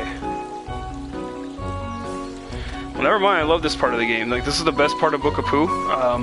No, see, the problem is the timing with that is so weird. Because when I press R1, like I was doing, I should have showed myself doing it on stream so you could see how much of a weird delay it is. It's like, you press it, but clearly Pooh is way up in the air, so you're like tapping it, but then Sora doesn't tap till later. It's a very delayed thing, and it's not clear at all. Like, you can easily send Pooh flying way farther than he has to go, and there's pretty much no reason to set that record. Like, you have to set him closer than farther. Ugh. Well, I'm super glad I did that on the first try. I'm super impressed. Like most things I've done on the first try that I didn't expect to here. But hey, here we are. There you go. You put a nail back in Eeyore's butt. That's real nice. Cute. I mean, that's what we're trying to do, Pooh. This is a much shorter adventure. I don't know what this page turns into. Thanks, Owl. Okay, now I kind of get how that minigame works now, though. Oh, that's how you get... Oh, that's Stop Ra, though. Not Stop Ga. Stop Ga Stopper you do need for a boss, but Stopka you get later. So yeah, we'll do this last page right here since that was so much quicker. No, come back. Sure, this one's fun. It's like Tigger jumping games. You guys are getting blessed tonight with some extra Book of Pooh. You should really be settled in for some good sleep tonight.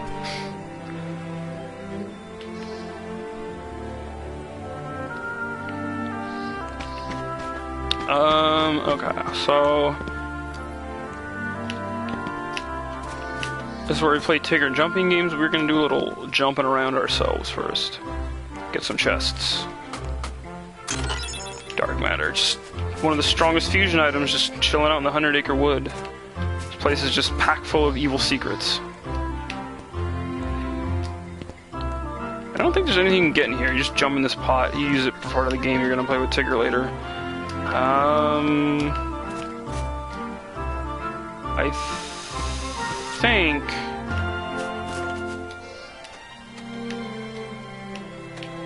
Oh my God, Pooh. Not every tree needs to have honey. That's not how trees work. Anyone ever stop to question whether or not Pooh might have a problem?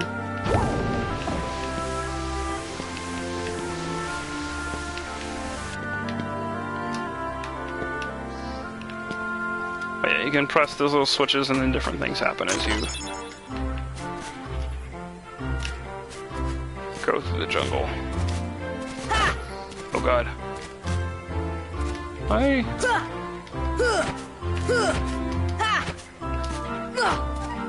forget how you're supposed to make that go, actually. I can't. Force! Fire! Huh. I don't remember that 100%. I think I'm supposed to send someone jumping to fall down there. I don't. Well, I always forget how this area goes specifically. And there's these little nuts up in the trees that turn into things later, but you have to wait till you get time to collect them. And then this one here, what's that one there? It's like I use it to get that one there. Okay, found a rare nut. And these you give to, where the heck is Owl? You're supposed to give those to Owl and he gives you things, but I mean, let's do the minigame.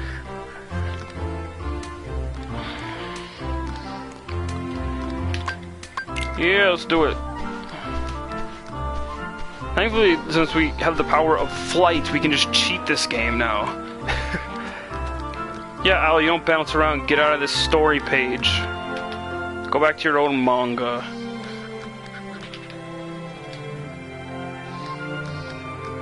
I suppose not, Al. Bye-bye.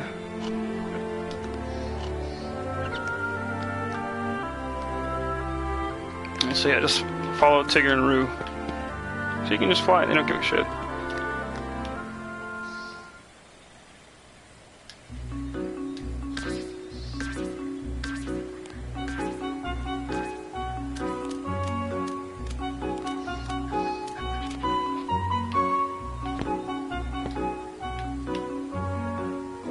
I actually think during, wait, what? Oh wow, I'm blind as a bat. It is definitely pushing on to the night. I was supposed to jump straight forward. Oh my.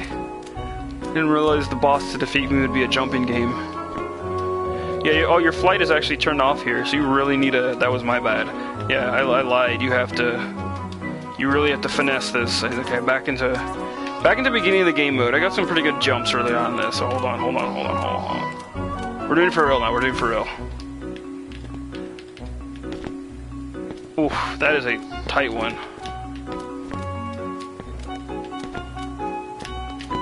There we go. Good.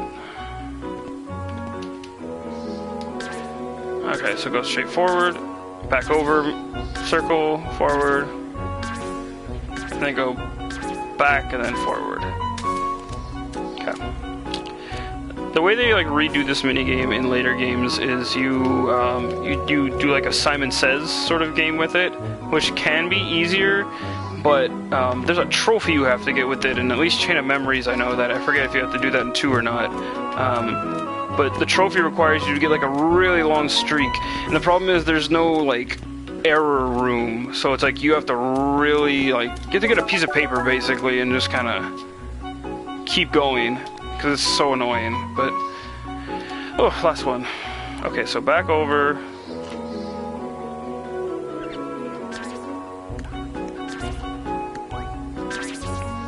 Rue bounces you onto there, and then forward. That's it. That's actually the easiest one, I think. But I think it's landing on that stump right there can be kind of annoying because you can hardly see it. Oh.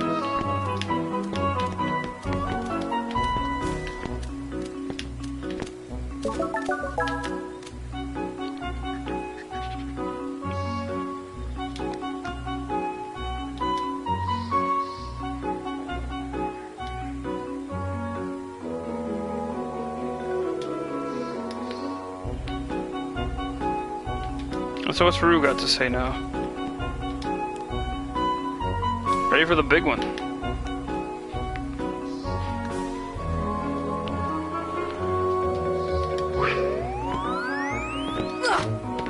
Oh, watch me unfinesse this. Oh wow. Oh wow. There we go. So you just gotta whack these nuts back at Terror.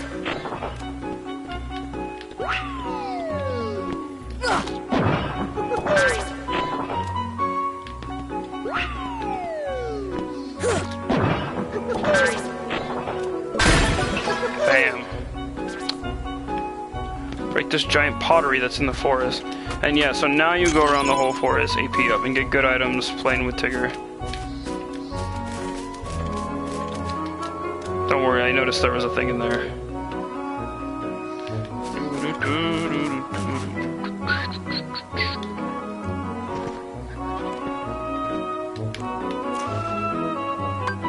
Okay, so if you pick Tigger as your seesaw partner, you go way up here. And I think I can get the stuff that was in this tree. See, now I can get in there. It's so weird. And this is just like a Shield 2 gummy. Okay.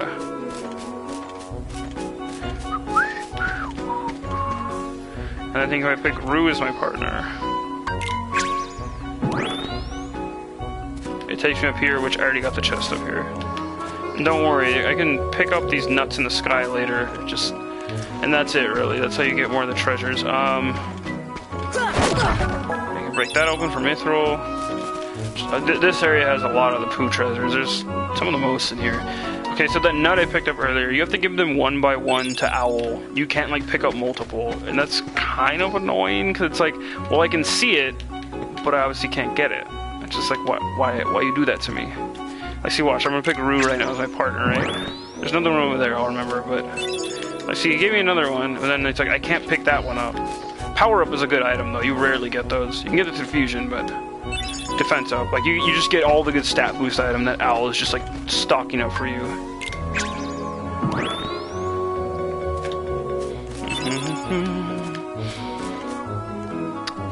There's another one. It's probably... Mithril Shard. I don't know how many of these. I think we're trying to get all of them, though. So, Rue. There's one over there I'm going to try and go for.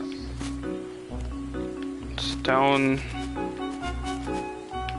here, isn't it? There we go. There's that one, but I thought there was one... Wait, what? Okay, found a rare nut. I could have sworn there was one over there. I don't know, though. AP up. A few more, huh? Use Owl. I'll go with the Tigger this time. Oh, messed that one up.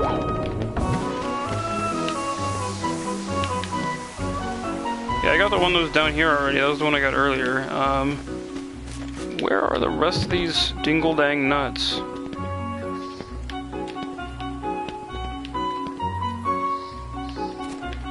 Again, hardest boss is Winnie the Pooh.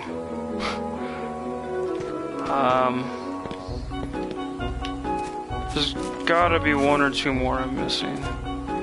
He definitely tells you when he's had enough. Oh, there's one over there, okay. I could have sworn he tells you when he's had enough, or he's... I think this is the last one? Or Calcum. Okay, yeah. Oh, he's nuts! Thanks, Elv. And that's it. That is... I want to say the end of this page, because then you just, yeah, you're done bouncing around. I'll power up Sora really quick, and then we... Yeah, torn page turn into Mithril. And that means then we now...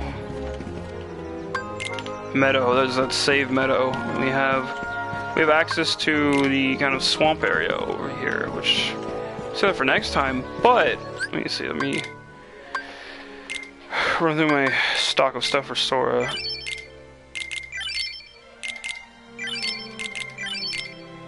Yeah, and that is that. So, let's journey out of Pooh for now.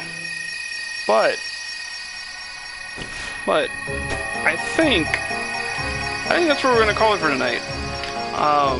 Yeah, we're pretty much near the end. I'm super satisfied with how the pacing of this has turned out. Like I'm really 1337. It's the year 2004 again. That's cute. But yeah, I'm super satisfied with. I actually want to save over that.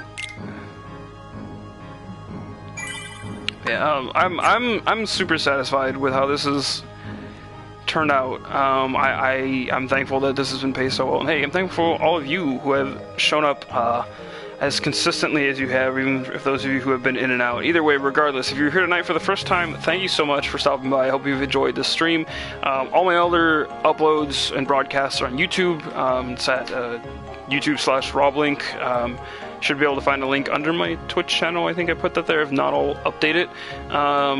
But yeah, that's it for now. Everyone have a good night. Enjoy your weekend. Have a good one. And then look out for updates for the next stream. I actually don't know if I'm going to be able to next Friday. Obviously, like I always put stuff up on Twitter and Facebook, wherever else you follow me, Tumblr even. I actually might have something going on next Friday, but that's fine. Either way, next stream will probably be the final stream, but it's going to be Endgame Mania. We're going to do all the secret bosses. I'll show off some cool Keyblades and stuff. We'll dive into my 100% file and show off some cool things before we get to show you guys the extra secret ending. That's already pre-baked for everyone. But yeah, that's it for now. So everyone stay safe, take it easy, and I'll see you next time. Look forward to it. Thanks for joining me once again for another night of Kingdom Hearts. So take it easy. Good night. See you later. Bye. Bye-bye.